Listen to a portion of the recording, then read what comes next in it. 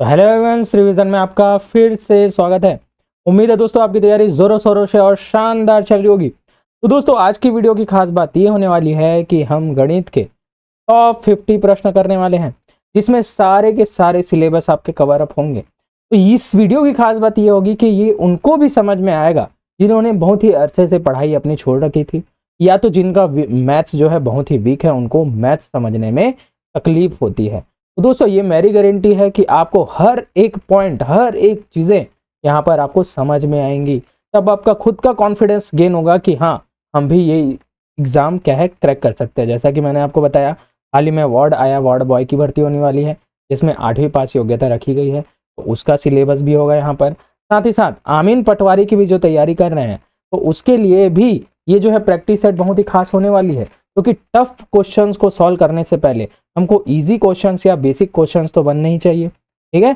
या फिर आप फॉरेस्ट गार्ड की भी तैयारी कर रहे हैं, तो सबके लिए ये जो है बहुत ही शानदार है। तो दोस्तों अगर आप वीडियो पर नए हैं तो पहले जाइए लाइक शेयर एंड सब्सक्राइब कर लीजिए, तभी आने वाली वीडियोस की नोटिफिकेशन आपको मिल पाएंगी, ठीक है। और ज़्यादा से ज़्यादा शेयर कीजिएगा ताकि सभी को इसका लाभ मिल सके। तो चलिए बढ़ते हैं हमारे आज के वीडियो की ओर।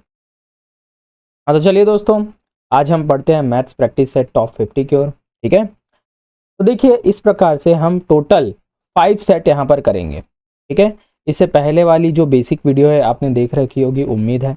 इसके बाद हम आज के वीडियो के बाद 4 और प्रैक्टिस सेट करेंगे, इसमें आपका सारा का सारा सिलेबस कवर अप होगा। इवन हर प्रैक्टिस सेट में आपके सारे सिलेबस कंप्लीट होते हैं, लेकिन सभी स्तर के अगर आपको प्रश्न करने हैं तो इन 5 प्रैक्टिस सेट में मैंने इनका समावेशन कर रखा है। इसके बाद एक लास्ट जो प्रैक्टिस सेट आएगी वो 100 प्रश्नों की आएगी, ठीक है, जिसमें हम पूरा का पूरा एक साथ सभी प्रकार के प्रश्नों का क्या करेंगे, अध्ययन करेंगे, ठीक है, सिर्फ और सिर्फ प्रैक्टिस करेंगे। तो चलिए आज हमारा प्रैक्टिस सेट नंबर 1 होगा टॉप 50 क्वेश्चंस के लिए, ठीक है। तो चलिए सबसे पहले हम देखते हैं, हमारा टॉपिक होगा संख्या पद्धति और सरलीकरण। इनसे क्वेश्चन देखते हैं। तो देखिए महत्वपूर्ण सूत्र मैं आपको बता देता हूँ इसके लिए। एक सूत्र होता है बॉड मास का नियम, जो कि बार बार आपको बताया जाता है। ये गणना का सही क्रम बताता है कि आपको आखिर सॉल्व किस क्रम में करना है। तो देखिए बी से क्या होता है, ब्रैकेट। बी से होता है ब्रैकेट। ब्रैकेट का मतलब होता है कोष्टक, तो आप कोष्टक वाली संख्याओं को पहले सॉल्व करेंगे। उसके बाद आता है ओ। ओ का मतलब होता है ऑफ। ऑफ का मतलब होता है का, तो जहीं भी आपको का दिखा फिर उसके बाद उसको सॉल्व करना है। उसके बाद आता है डी फॉर डिवीजन। डिवीजन का मतलब है भाग, मल्टीप्लिकेशन गुणा, फिर एडिशन, फिर सब्सट्रैक्शन अर्थात घटाव। तो इस क्रम में आपको समीकरणों को सॉल्व करना है। इस समीकरण को सॉल्व करने का एक सही क्रम है, इसी आधार पर आप जाएंगे। सबसे पहले अगर मल्टीप्लिकेशन दिया है और भाग भी दिया है ना, गुणा भी दिया है या भाग भी दिया है, तो आप भाग को पहले सॉल्व करेंगे, ना कि गुणा को, ठीक है। उसके बाद गुणा की पारी आएगी। इस प्रकार से आपको सीक्वेंस को सॉल्व करना है।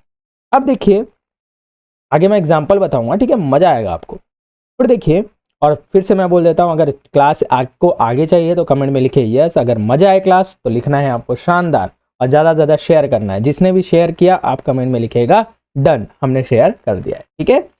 चलिए आगे बढ़ते हैं। अभाज्य संख्या। अभाज्य संख्या क्या होती है, प्राइम नंबर क्या होता है, इंग्लिश में इसे प्राइम नंबर कहते हैं।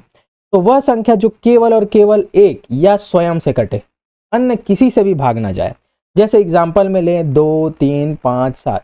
आप 7 को अगर देखेंगे तो केवल या तो 1 से भाग जाएगा या तो वो स्वयं से भाग जाएगा। ऐसी कोई और संख्या है क्या जो 7 को भाग दे सकती है?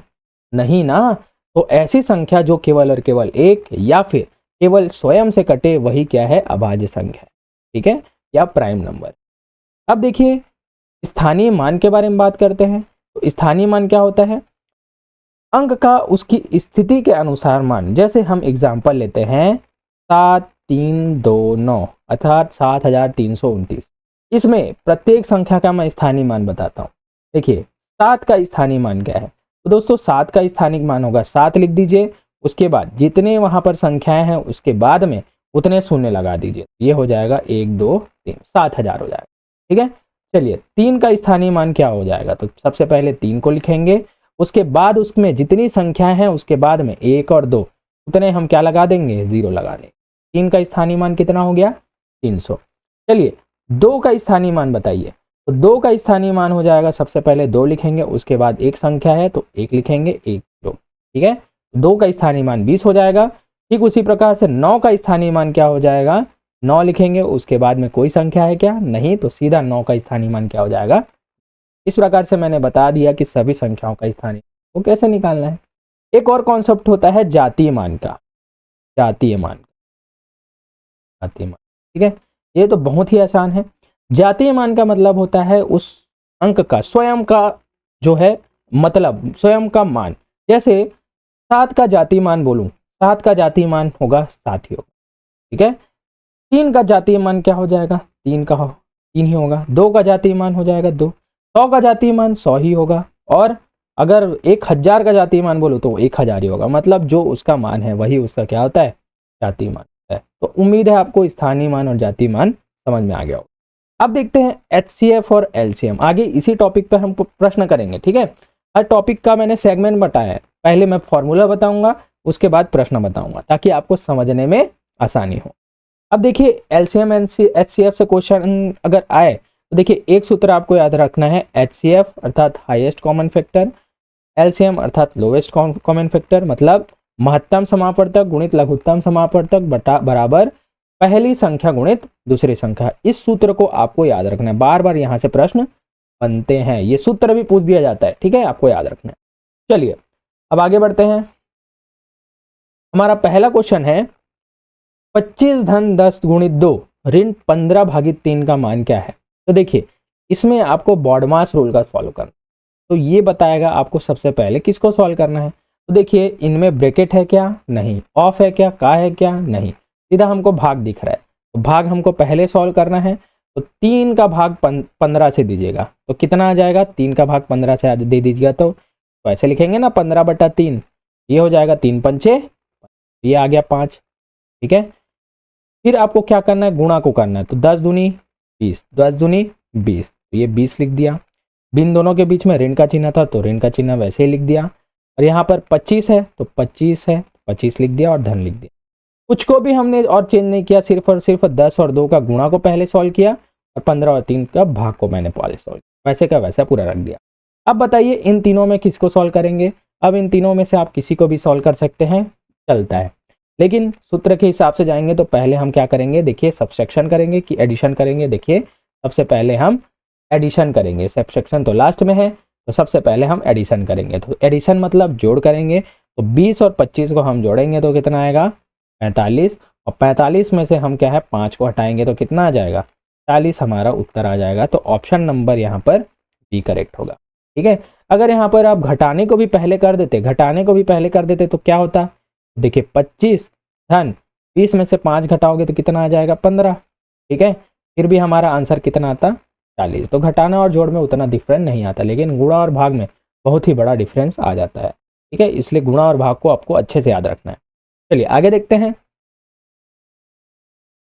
क्वेश्चन है सबसे छोटी अभाज्य संख्या और सबसे छोटी भाज्य संख्या। देखिए पहले दिया है अभाज्य संख्या और फिर दिया है भाज्य संख्या, इन दोनों का गुणनफल क्या होगा। तो देखिए दोस्तों मैं आपको बता दूं कि सबसे छोटी अभाज्य संख्या, मोस्टली लोग क्या करेंगे कि एक को मार देंगे, एक को, सबसे छोटी अभाज्य संख्या एक है, नहीं। तो दोस्तों सबसे छोटी अभाज्य संख्या क्या होती है, 2। एक ना तो भाज्य होती है, ना तो भाज्य होती है और ना ही क्या होती है, अभाज्य होती है। ये आपको याद रखना है, बार बार प्रश्नों में पूछा जाता है, एक ना तो भाज्य है ना ही अभाज्य।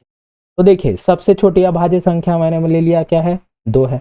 और ये भी आपको याद रखना है कि सबसे छोटी अभाज्य संख्या जो कि सम हो वो भी क्या है, देखिए 2 सम संख्या भी है, लेकिन साथ ही साथ अभाज्य संख्या, ये दोनों चीज को याद रखना है, ठीक है। अब देखिए सबसे छोटी भाज्य संख्या, तो भाज्य संख्या कौन सी हो जाएगी भाई, देखिए 1 तो नहीं है, 2 भी नहीं है क्योंकि ये क्या है अभाज्य संख्या, 3 है क्या, 3 भी अभाज्य संख्या है, 4 में देखिए तो 4 क्या है भाज्य है कि नहीं, भाज्य है, क्योंकि ये 4 जो है स्वयं के अलावा और किससे भाग जाएगा, 2 से भी भाग जाएगा ना, 2 एकम 2, 2 दूनी 4, तो ये क्या है भाज्य संख्या, जो स्वयं के अलावा अन्य किसी संख्या से भी पूर्ण रूप से भाग चला जाए तो क्या है भाज्य संख्या। सबसे छोटी भाज्य संख्या क्या हो जाएगी 4। तो चलिए भैया दोनों का क्या करना है गुणा, 2 गुणी 4, तो हमारा आंसर आ जाएगा ऑप्शन नंबर सी यहाँ पर ऐसे ही क्वेश्चन नहीं बनते बच्चों से, क्योंकि उनका कॉन्सेप्ट क्लियर नहीं होता। लेकिन इसी कॉन्सेप्ट को मैं क्लियर करने के लिए तो आया हूँ ना, आपके लिए बहुत ही शानदार प्रैक्टिस सेट मैंने बना रखा है, ये कंटिन्यू आएगी अभी, ठीक है। चलिए आगे देखते हैं। और साथ ही साथ मैं आपको बता दूं, कूट वाले प्रश्न भी मैं लेकर आऊँगा। क्यों? क्योंकि वर्तमान दृष्टिकोण से कूट वाले प्रश्न भी पूछे जा रहे हैं। आगे हम आपको सही सभी चीज़ें मिलेंगी, सही जोड़ी वाले भी मिलेंगे, कूट वाले भी मिलेंगे, ठीक है। चलिए तो देखो दोस्तों, अगर आपको मज़ा आ रहा है ना, तो यार मज़ा आ रहा है लिख दो, शानदार लिख दो, ज़्यादा से ज़्यादा शेयर करो, शेयर करते हो तो डन लिखो। ये सभी चीज़ें देखकर मुझे मज़ा आता है और मैं आपके लिए आगे की क्लासेस कंटिन्यू रखता हूँ, ठीक है। चलिए, संख्या 5 4 3 2 1 में 4 के स्थानीय मान और 2 के स्थानीय मान का योग कितना है? चलिए भैया, बोल दिया है 4 का स्थानीय मान। बताइए 5 4 3 2 1 में 4 का स्थानीय मान क्या हो जाएगा? स्थानीय मान मैंने बताया था, सबसे पहले उस संख्या को लिखिए, तो 4 लिखिए। उसके बाद कितनी संख्या है? 1 2 और 3, तो उतने हमने क्या लगा देने हैं? 0 लगा दिया, ठीक है। उसके बाद 2 के स्थानीय मान, तो 2 का स्थानीय मान क्या लगेगा? देखिए 2 लिख दीजिए भाई, 2 के बाद कितनी संख्या है? 1, तो उतने क्या लगा देंगे? 0। अब इन दोनों का क्या निकालना है? योग।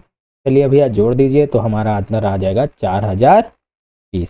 4020 किस में है? तो ऑप्शन नंबर बी यहाँ पर करेक्ट दिया है। चलिए एक क्वेश्चन मैं आपको देता हूं कि 5 4 3 2 1 में 4 का स्थानीय मान और 2 का यहाँ पर स्थानीय मान के जगह में आपको लिखना है जातीय मान, जातीय मान। इसका अंतर क्या होगा? आपको उत्तर में मुझे देना है, ठीक है।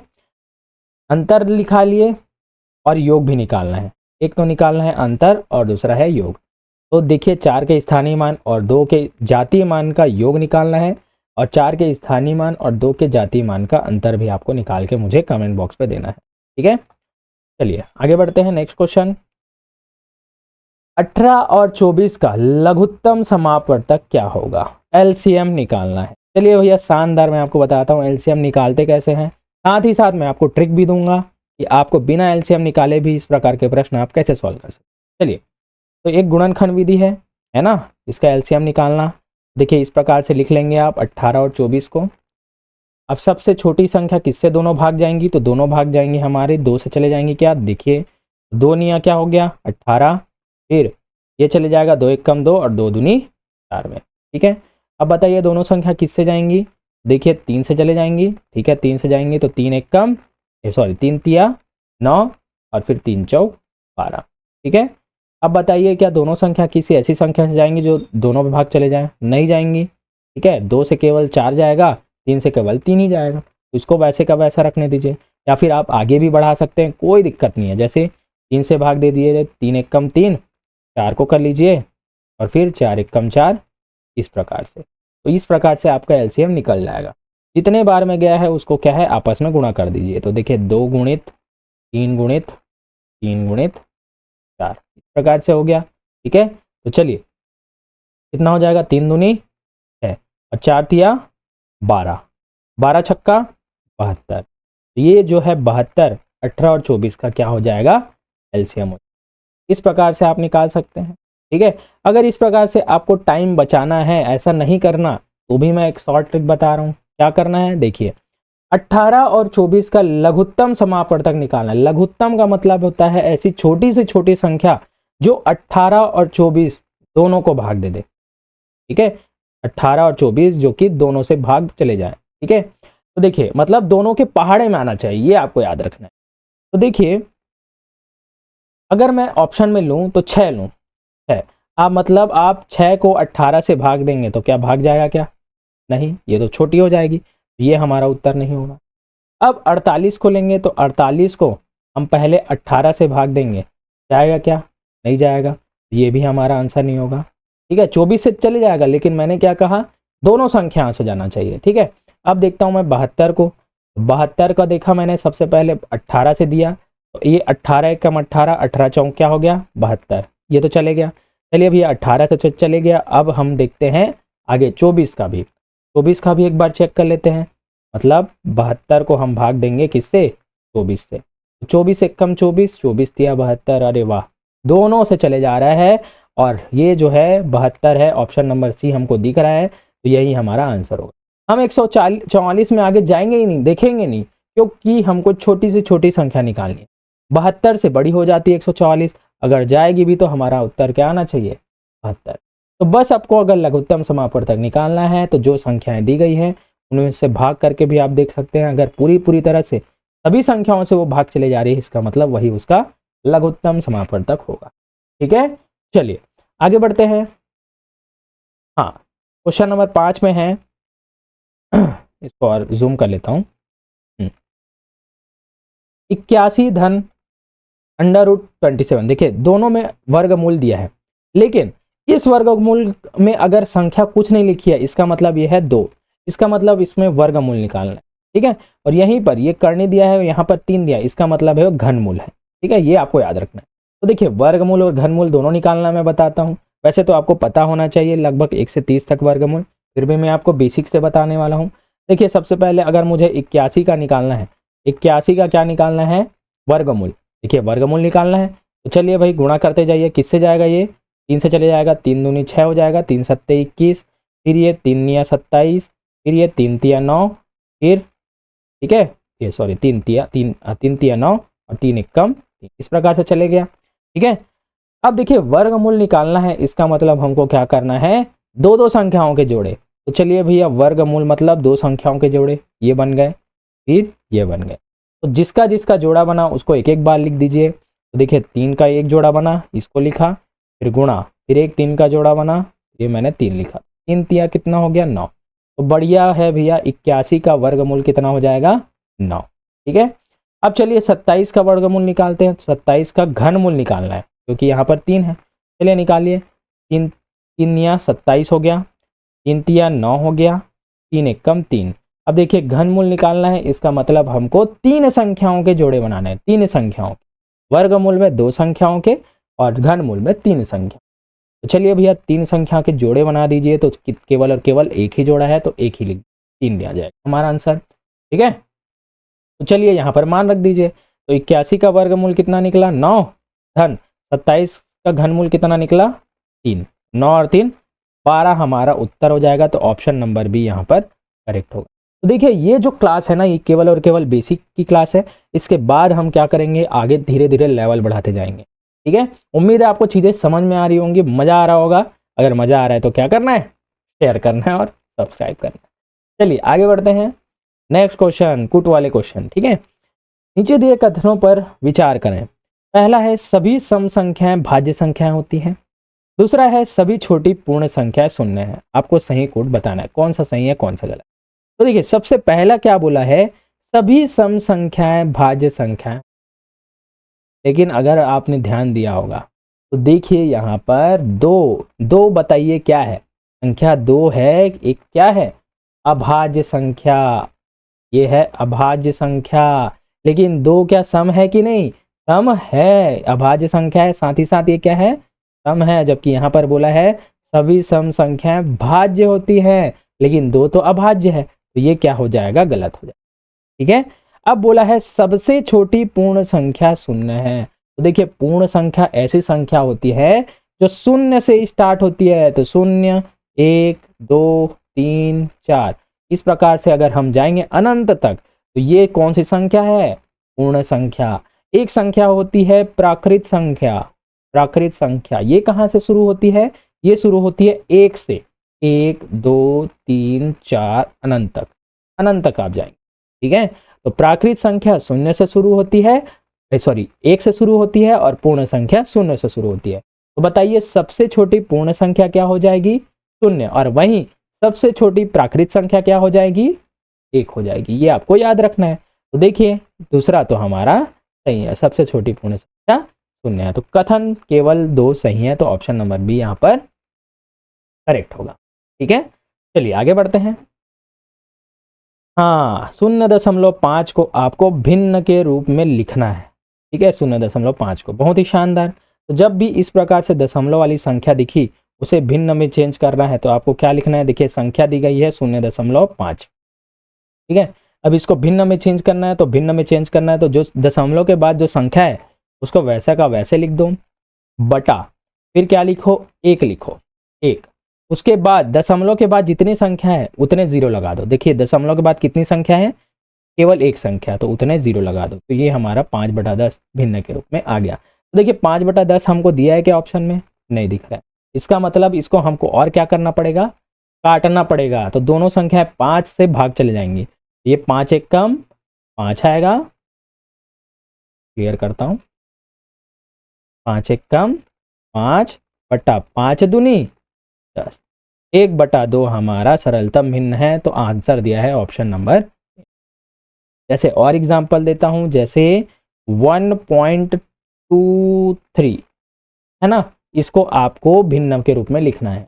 तो चलिए भैया मैंने क्या बताया, दशमलव हटा के पूरी की पूरी संख्या को लिख लो। तो देखिए मैंने लिख लिया 123, ठीक है, बटा है तो बटा, फिर एक लिख लो, एक। अब उसके बाद दशमलव के बाद जितनी संख्या है, दशमलव के बाद कितनी संख्या है, एक, और उतने ही क्या लगाने हैं हमको, शून्य। और अगर आप कट रहा है तो आपको काट देना है, नहीं तो यही क्या हो जाएगा, हमारा आंसर हो जाएगा। उम्मीद है आपको चीजें समझ में आई होंगी और बेसिक से आपको चीजें अब क्लियर होते जा रही हैं, ठीक है। चलिए आगे बढ़ते हैं। बहुत ही अच्छा। 100 ऋण 101 का मान क्या है। देखिए दिखने में बड़ा इजी लग रहा है, लेकिन दोस्तों मोस्टली लोगों को यही चीजें समझ में नहीं आती। इसका पूरा बेस मैं बताऊंगा कैसे। देखिए इसका मतलब है 100 जो कि 101 से छोटा है, तो 100 को 1 से घटाना है ना, 100 में से 101 घटाना है। इसका मतलब छोटी संख्या में बड़ी संख्या का घटाना है। तो देखिए घटा दो, 100 में से 101 जाएगा क्या, बल्कि 101 में से 100 जाएगा तो कितना बचेगा, एक बचेगा, एक बचेगा।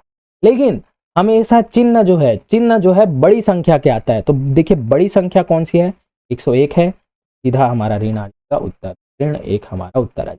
इस प्रकार से आपको समझना है, या तो 100 में से 101 नहीं जाएगा, इसका मतलब छोटी संख्या में से बड़ी संख्या घटाओगे तो भी ऋण का चिन्ह आता है, तो हमारा आंसर ऋण 1 आएगा। इस प्रकार से अभी आप समझ सकते हैं, ठीक है। अब देखिए एग्जाम्पल मैं बताता हूं, जैसे 1002 में से आपको घटाना है 1000। अब घटाइए तो क्या हो जाएगा, छोटी संख्या 1002 है, इसमें से बड़ी संख्या 1020 को घटाना है। तो दोस्तों आपको सीधा घटाना है 1020 में से 1002 को, तो हमारा आंसर आता 18। बड़ी संख्या के सामने में ऋण का चिन्ह है, तो सीधा हमको ऋण का चिन्ह लगा देना था, ऋण 18, ठीक है। जैसे ऋण 1002 है, ऋण 1002 है, धन 1020 है। अब क्या करोगे आप, ठीक है। तो दोस्तों इसका मतलब हो गया ऋण धन का, ऋण और धन का क्या होता है, ऋण होता है। ये भी आपको याद रखना है। देखिए पूरी बेसिक क्लियर कर दूंगा। देखिए ऋण है और धन है, तो इसका क्या होता है, ऋण होता है, ठीक है। धन है, ऋण है, तो इसका भी क्या होता है, ऋण होता है।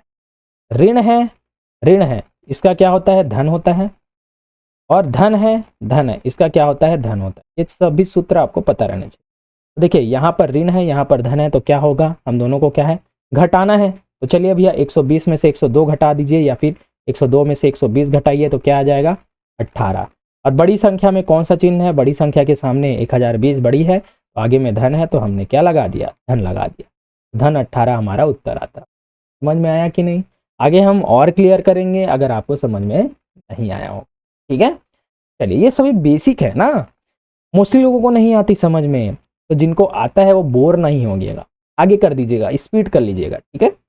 चलिए हाँ, एक और चीज़, अगर आपको और थोड़ा हाई लेवल के प्रश्न बनाने हैं, तो जो सीजी पुलिस कांस्टेबल का जो मैंने प्रैक्टिस सेट बना रखा है ना, इसी प्रकार के क्वेश्चंस को मैंने लिया है, जिसमें लेवल अप है, थोड़ा कठिन प्रश्न है वहाँ पर, और इसी प्रकार से शॉर्ट ट्रिक से मैंने बताया है, तो आप उसको भी जाकर देख सकते हैं, ठीक है।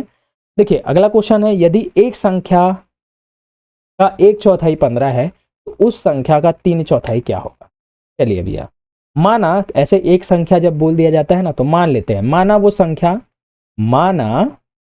संख्या क्या है, x है, ठीक है। तो देखिए x मैंने माना संख्या लिया। अब इस संख्या का 1/4 का मतलब गुणा इसका 1/4, 1/4 का मतलब हो जाएगा 1/4। इसका मान कितना दिया है, 15 दिया, ठीक है। तो पहले इसी को सॉल्व कर लो, कैसे, देखिए कुछ नहीं है, बटे में मतलब हमेशा क्या होता है, 1 होता है, तो आपस में तिर्यक गुणा करते हैं इस प्रकार से। तो 1 का गुणा इधर करेंगे, 4 का गुणा इधर, तो x बराबर क्या हो जाएगा, 1 का गुणा इधर करेंगे तो क्या हो जाएगा, 1 1 कम 1, कोई मतलब है क्या, नहीं। तो सीधा x बराबर क्या हो जाएगा, 15 का गुणा 4 से कीजिए, 15 गुणित 4 बराबर कितना आया, 60, या 15 चौक 60, तो x बराबर कितना आया, 60। ठीक है, अब बोला है तो उस संख्या का 3/4। अब देखिए जो संख्या आई है ना x बराबर 60, इसका क्या निकालना है हमको, 3/4 निकालना है। तो चलिए भैया इस संख्या का 3/4, 3/4 का मतलब होता है 3/4। ठीक है, चलिए अब भाग दे दीजिए, 4 से कट जाएगा, 4 1 कम 4, फिर ये 4 1 कम 4 और 4 पंचे 20, तो 15 गुणित 3 कीजिए, तो 15 तिया 45 हमारा उत्तर होता। तो ऑप्शन नंबर बी यहाँ पर। समझ में आया, ये पूरा बेसिक से था, क्योंकि इसको मैंने एक एक पॉइंट को समझाया है, इसलिए आपको थोड़ा टाइम लग सकता है बनाने में, लेकिन अगर आपको बेसिक क्लियर हो गया ना तो ये 2 सेकंड का आंसर है। ठीक है, इतना लंबा नहीं बनता। ठीक है, चलिए आगे बढ़ते हैं। हाँ, सही जोड़ी से क्वेश्चन है। ठीक है, ये बेसिक से है, आगे हम लेवल बढ़ाएंगे। देखिए सही जोड़ी मिलाइए भैया, सूची 1 से सूची 2। देखिए एक दर्जन बराबर क्या होता है, तो एक दर्जन बराबर कितना होता है, 12 होता है, तो सीधा हमने मिलाया यहाँ पर 12 से। 1 किलोमीटर बराबर कितना मीटर, तो 1 किलोमीटर बराबर 1000 मीटर होता है, तो इसलिए हमारा आंसर हो जाएगा ऑप्शन नंबर 1। 1 घंटा बराबर क्या है, 60 मिनट दिया है, तो 1 घंटा बराबर 60 मिनट हमको दिया है, तो ये होता है। एक सदी, एक सेंचुरी बराबर, एक सदी बराबर होता है 100, तो इसका मतलब हो जाएगा ऑप्शन नंबर, यहाँ पर सदी सेंचुरी लिख के मैंने दे दिया, लेकिन सदी इस प्रकार से सेंचुरी नहीं लिखा जाता। ठीक है, सिर्फ और सिर्फ आपको सदी देगा, तो सदी में आप 1000 और 100 में जरूर कंफ्यूजन होगा आपको। ठीक है, इसको आपको याद रखने का, तो एक सदी बराबर 100 होता है, ये आपको याद रखना है। ठीक है, तो इस प्रकार से आप मिला लेंगे कौन सा आंसर सही होगा। ठीक है, चलिए आगे बढ़ते हैं। अब देखिए प्रतिशत लाभ हानि और साधारण ब्याज से हम प्रश्न देखें। ठीक है, मैंने कहा था ना एक ही वीडियो में सभी टॉपिक की प्रैक्टिस करेंगे हम, कब आपका जो है पूरा का पूरा सिलेबस खत्म हो जाएगा आपको पता भी नहीं चलेगा। ठीक है, तो देखिए प्रतिशत लाभ हानि और साधारण ब्याज से प्रश्न देखेंगे। महत्वपूर्ण सूत्र हम देख लेते हैं। देखिए प्रतिशत आपको निकालना है, तो प्रतिशत आपको निकालना है तो मान बटा कुल मान इंटू 100 दिया। इसका मतलब जैसे कोई भी मान हमको दे दिया गया, जैसे 5 जो है 100 का कितना प्रतिशत है ये निकालना है। तो देखिए जिसका मान आपको निकालना है उसको ऊपर रखेंगे। देखिए मान को हमने रखा, और जो कुल मान है जिससे हमको तुलना करनी है उसको हमको नीचे रखना है, 100 को रखना है। ठीक है, और क्या है, गुणा क्या है, 100 कर दीजिए, ये हमारा प्रतिशत निकल। तो इसका मतलब क्या हुआ, इसको बोलेंगे कैसे कि जो 5 है 100 का कितना प्रतिशत है, जो 5 है 100 का कितना प्रतिशत है, तो भैया काट दो, तो ये कितना है, 5% है। इस प्रकार से आप उत्तर निकाल सकते हैं। ठीक है, जैसे आपको और एग्जांपल देता हूं, 2 जो है 2, ये 5 का कितना प्रतिशत, 5 का, तो 5 का बोला तो 5 को मैंने नीचे रख दिया और यहाँ पर 100 से गुणा कर दिया। चलिए भैया 5 1 कम 5, 5 दूनी 10 और 20 दूनी 40, 40%। तो जो 2 है वो 5 का 40%। प्रकार से आपको प्रतिशत निकालना है। फिर आते हैं लाभ और हानि में। लाभ और हानि में देखिए प्रतिशत में और बहुत सारे फॉर्मूले हैं ना, तो हर प्रैक्टिस सेट में मैं नया नया फॉर्मूला लेकर आऊंगा। देखिए लाभ और हानि में देखें, अगर आपको किसी चीज का लाभ निकालना है तो देखिए आपको ये याद रखना है, विक्रय मूल्य को क्या बोलते हैं, सेलिंग प्राइस, इसको एसपी लिखेंगे। क्रय मूल्य को लिखते हैं सीपी, कॉस्ट प्राइस, तो सीपी लिखेंगे। ठीक है, तो अगर किसी चीज से आपको लाभ निकालना है, इसका मतलब आपका जो खरीदा गया रेट है ना, वो कम होना चाहिए जिसमें से आपने बेचा है। जैसे मैंने 10 रुपए की एक पेन खरीदी, 10 रुपए की एक पेन खरीदी, अब मुझको लाभ निकालना है, इसका मतलब 10 रुपए का पेन को मेरे को कहीं ना कहीं 10 रुपए से ज़्यादा बेचना होगा, है ना। जैसे इस पेन को मैंने 12 रुपए में बेच दिया, 10 रुपए का खरीदा और 12 रुपए का बेच दिया, इसका मतलब मुझे क्या हुआ, 2 रुपए का क्या हुआ, लाभ हुआ। इसका मतलब लाभ अगर निकालना है तो विक्रय मूल्य ज़्यादा होगा क्रय मूल्य से, होगा ना, तभी तो लाभ निकलेगा। 12 रुपए में बेचूंगा, 10 रुपए में खरीदा हूं, तभी तो मेरे से लाभ मिलेगा ना। तो इसीलिए क्या हो जाएगा, लाभ बराबर विक्रय मूल्य में से क्रय मूल्य को घटाएंगे। हमेशा बड़े में से छोटे को घटाते हैं, क्योंकि विक्रय मूल्य ज्यादा होगा लाभ में, इसलिए हम क्रय मूल्य को घटाएंगे। देखिए कोई भी सूत्र को आपको रटना नहीं है, मैं आपको समझने की टेक्निक बता रहा हूँ, ठीक है, वरना मैं पढ़ के निकल जाता, कोई मतलब नहीं था मुझे, लेकिन मैं आपको बता रहा हूँ कि आप सूत्र को कैसे याद रखने हैं। ठीक है, अब देखिए हानि हो गई, तो देखिए मैंने बताया 12 रुपए का पेन लिया, सॉरी 10 रुपए का पेन लिया था और 12 रुपए में बेचा, तो 12 रुपए मेरा विक्रय मूल्य था, ठीक है। और 10 रुपए में मैंने बेचा, 10 रुपए में बेचा तो क्रय मूल्य 10 था, तो हमें लाभ कितना हुआ 2 रुपए का, ठीक है। अब चलिए हानि निकालना है। हानि किससे निकलेगा, कम में, देखिए ज्यादा में मैंने खरीदा और कम में बेच दिया। तो जैसे 10 रुपए में मैंने पेन खरीदा और 8 रुपए में पेन को बेच दिया, तो मुझे क्या हो जाएगी, हानि होगी, 2 रुपए की हानि होगी। तो यहाँ पर सूत्र में रखिए, क्रय मूल्य 10 रुपए था, बेच दिया मैंने 8 रुपए में, तो 2% की 2 रुपए की क्या हो गई, मुझे हानि हो गई। तो हानि में हमेशा क्रय मूल्य से विक्रय मूल्य को घटाया जाए, ठीक है, क्योंकि अभी क्रय मूल्य ज्यादा है और विक्रय मूल्य कम, तभी तो हमने ज्यादा में खरीदा और कम में बेच दिया, तो जाहिर सी बात है हानि होगी, ठीक है। चलिए अब एक और चीज आपको याद रखना है, चलिए उसको मैं जब पढ़ा क्वेश्चन कराऊंगा ना तब उस सूत्र को बताऊंगा। ये तो समझ में आ गया ना, ठीक। अब आते हैं साधारण ब्याज। साधारण ब्याज का सूत्र क्या होता है, मूलधन गुणित दर गुणित समय बटा 100। इसका मतलब होता है P into r into t upon 100। इसको आपको याद रखना, ऐसे क्वेश्चन बनते हैं, ये होता है SI। देखिए सीजी पुलिस कांस्टेबल में कैसा दिया गया था, P का मान निकालिए, तो जैसे P का मान यहाँ पर से निकालूंगा, P बराबर क्या हो जाएगा, इन दोनों को इधर गुणा कर दूंगा, तिर्यक गुणा, ठीक है, तिर्यक गुणा इधर हो जाएगा, तो SI इंटू 100 बटा जो P का मान है बाकी नीचे को नीचे भेज दीजिए, तो ये हो जाएगा R इंटू टी हो जाएगा। तो P का मान हो जाएगा SI इंटू 100 अपॉन R। इस प्रकार से प्रश्न पूछे गए थे, नहीं जोड़ी मिलाओ में, ठीक है। इस प्रकार से इजी प्रश्न पूछे जाते हैं, बस आपको फॉर्मूला पता होना चाहिए, ठीक है। तो P का मान निकल गया, ठीक उसी प्रकार से R का मान क्या हो जाएगा भाई, R का मान क्या हो जाएगा, इसको ऊपर में रखो, SI इंटू 100 गुणित 100, बाकी R के जितने भी बगल में सबको नीचे फेंक दो, तो P गुणा T, ये R का मान निकल जाएगा। उसी प्रकार से T का मान भी आप निकाल सकते हैं, ठीक है।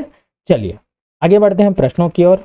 क्वेश्चन 11वां दिया है, 500 का 25% क्या है। तो देखिए जैसे अगर मैं 2% की बात किया, 2%, इसको साधारण भिन्न में मैं लिखूंगा तो क्या होगा, 2/100 होगा। इसका मतलब क्या होगा, 2/100। जैसे मैंने 5% लिया, तो मतलब क्या हो जाएगा, 5/, ठीक है।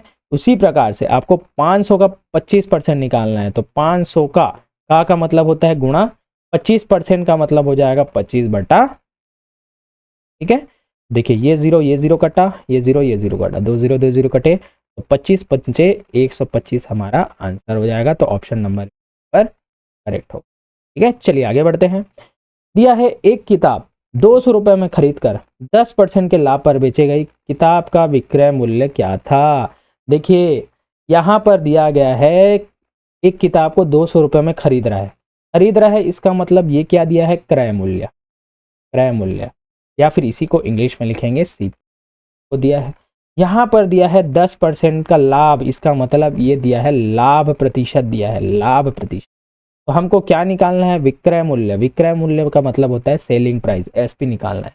तो देखिए इसको सूत्र से भी निकाल सकते हैं, लेकिन नॉर्मल फॉर्मूला, नॉर्मल मेथड से निकाल सकते हैं। मैं दोनों चीजें आपको बताऊं, मोस्टली लोगों को सूत्र के पीछे भागना होता है, उनके लिए सूत्र में बताता हूँ। तो देखिए यहाँ पर लाभ की बात की गई है, तो लाभ प्रतिशत का सूत्र क्या होता है, लाभ प्रतिशत का सूत्र होता है, लाभ क्या होता है, विक्रय मूल्य माइनस क्रय मूल्य, तो एसपी माइनस सीपी होता है, विक्रय मूल्य माइनस क्रय मूल्य, ऊपर मैंने बताया। और जब भी आपको लाभ प्रतिशत निकालना है या हानि प्रतिशत निकालना है, हमेशा नीचे में क्या रहेगा, क्रय मूल्य, तो हमेशा नीचे में आपको क्रय मूल्य देखने को, ठीक है। वहीं हानि प्रतिशत का भी सूत्र क्या होता है, हानि प्रतिशत, चलिए इसमें क्या हो जाएगा, लाभ में एसपी माइनस सीपी, विक्रय मूल्य माइनस क्रय मूल्य होता था, हानि में क्या हो जाएगा, क्रय मूल्य माइनस विक्रय मूल्य, तो सीपी माइनस एसपी। और मैंने बताया हमेशा नीचे में क्या रहेगा, क्रय मूल्य रहेगा, इसका मतलब सीपी हमेशा। ये दोनों सूत्र आपको याद हो गए होंगे। देखिए बिना सूत्र के भी मैं बनाना बताऊंगा आपको, ठीक है। चलिए अब यहाँ पर लाभ प्रतिशत की बात की गई है, इसका मतलब हम इस सूत्र का यूज करेंगे। चलिए भैया इस सूत्र को भूल जाइए, लिख लीजिएगा ना। चलिए अब देखिए लाभ प्रतिशत मतलब 10% का लाभ दिया है, तो देखिए लाभ प्रतिशत की जगह में लिख दीजिए। देखिए इसको मिटा देता हूँ, नीचे में लिख देता हूँ ताकि समझने में आपको आसानी हो, ठीक है। चलिए लाभ प्रतिशत का मान कितना है, 10% का लाभ, तो 10% मैंने लिख दिया। एसपी अर्थात सेलिंग प्राइस हमको निकालनी है तो एसपी तो वैसे ही रहेगा, माइनस कॉस्ट प्राइस अर्थात क्रय मूल्य हमको दिया गया है 200, तो चलिए भैया 200 बटा 200 क्रय मूल्य नीचे दिया है तो 200 फिर से लिख, चलिए इसका गुणा कीजिए तो 10%, तो 200 का 10% हो जाएगा, तो 10% को साधारण में चेंज करेंगे 10 बटा 100 होगा, गुणित ही इधर तिर्यक गुणा हो जाएगा तो ये हो जाएगा 200 बराबर ये हो जाएगा एसपी माइनस 200। ठीक है, देखिए ये 2 शून्य कटा, ये 2 शून्य कटा, 2 का गुणा 10 से कीजिए तो ये हो जाएगा 20 बराबर एसपी ऋण 200। ठीक है, एसपी का मान निकालना है, 200 को इधर भेज दीजिए तो ये ऋण इधर जाके धन हो जाएगा, एसपी बराबर क्या हो जाएगा 200 धन 20 बराबर कितना हो जाएगा 220। 220 हमारा उत्तर आएगा ऑप्शन नंबर। लेकिन क्या आप इतना लंबा प्रोसेस करेंगे? नहीं, मैं तो बैठा हूं आपको इतनी शानदार ट्रिक बताऊंगा ना, इतनी शानदार ट्रिक भी नहीं बोलेंगे, सिर्फ और सिर्फ मेथड है। मैं कॉन्सेप्ट पे जाता हूँ, रटने पे भरोसा नहीं करता। ठीक है, ये हर किसी को समझ में आएगा, अगर आपने मैथ्स बहुत अरसों से नहीं पढ़ा है ना, उसको भी ये चीजें समझ में आएंगी। देखिए चलिए अब आते हैं हम उसमें बेसिक में। देखिए ये आपको चीज याद रखनी है, कोई भी चीज अपने आप में क्या है 100% होती है, 100%। जैसे मैं हूं आपके सामने, मैं अपने आप में 100% हूँ। अगर मेरे हाथ में से कुछ चीजें निकालनी है तो मतलब मेरे 100% में से कुछ चीजें आप निकाल रहे हैं। इसका मतलब हर चीज, जैसे 1 रुपया भी मैं लिया ना तो 1 रुपया भी अपने आप का 100% होता है। ये बात आपको क्लियर रखनी है। ठीक है, चलिए हमेशा आपको क्रय मूल्य को 100% मानना है। देखिए सीपी को क्या मानना है, हमेशा 100%, क्रय मूल्य हमेशा स्वयं का 100%। इसका मतलब अगर हम लाभ देख रहे हैं तो 100% में, हानि भी देख रहे हैं तो 100%। ठीक है, चलिए देखिए अगर 10% का लाभ बोला जाए, ठीक है 10% का लाभ बोला जाए और 200 रुपये में खरीद रहे हो, देखिए 200 रुपये में आपने खरीदा और 10% का लाभ बेचा, लाभ किया, तो विक्रय मूल्य निकालना है। तो क्रय मूल्य से विक्रय मूल्य हमको निकालना है, तो सीधा 10% का लाभ मतलब 100 रुपये में खरीदा तो 10% का लाभ होगा, तो कितने में बेचा होगा 110% में, 110% में। भैया परसेंट निकाल दीजिए, 110 बटा क्या हो जाएगा 100, तो काट दीजिए, ये हो जाएगा 100, ये हो जाएगा 11 दूनी 22, तो 220 हमारा उत्तर आ गया। देखिए एक लाइन में हमारा उत्तर आ गया। इतना सब करना पड़ा गया हमको नहीं, सीधा हमारा उत्तर आ गया। चलिए एक और एग्जांपल देता हूं, जैसे यहाँ पर 10% का लाभ था, अब मैं बोल देता हूं कि 10% की हानि कर दो, हानि 10% की हानि कर दो, मतलब 200 रुपये में खरीदा, 10% की हानि पर बेच दिया गया, तो विक्रय मूल्य क्या है? मैंने क्या बताया, 200 रुपये में खरीदा तो 200 रुपये में रख दो। अब 10% की हानि, तो 10% की हानि किस में होगी 100% में, मैंने बताया। तो अब क्या निकालेंगे 200 का हम क्या निकालेंगे 90%, 90%, 90 बटा 100। ठीक है, ये क्या हो जाएगा क्रय मूल्य से विक्रय मूल्य निकालना है। अगर विक्रय मूल्य से क्रय मूल्य निकालना है फिर भी मैं आगे नीचे प्रश्न कराऊंगा। ठीक है, ये देखिए ये कट गया, ये कट गया, तो 9 दूनी 18, 180 रुपये हमारा क्या होता विक्रय मूल्य हमको मिल जाता। ठीक है, तो उम्मीद है दोनों चीजें आपको समझ में आई होंगी, वरना आपके पास मुख्य फॉर्मूला तो है, आप फॉर्मूला में रखकर भी मान निकाल सकते हैं।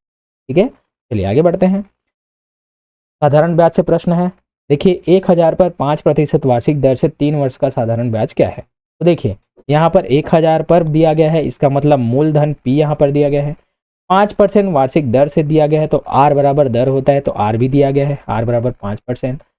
3 वर्ष का दिया गया है, इसका मतलब T बराबर समय, समय 3 वर्ष दिया गया है। तो बस हमको एक फॉर्मूला पता है, SI साधारण ब्याज बराबर क्या होता है P into R into t upon 100 होता है, पता है ना।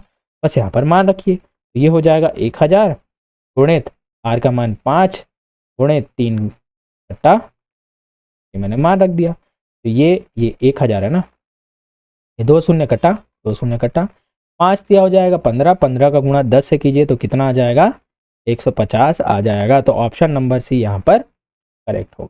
ठीक है, आगे बढ़ते हैं।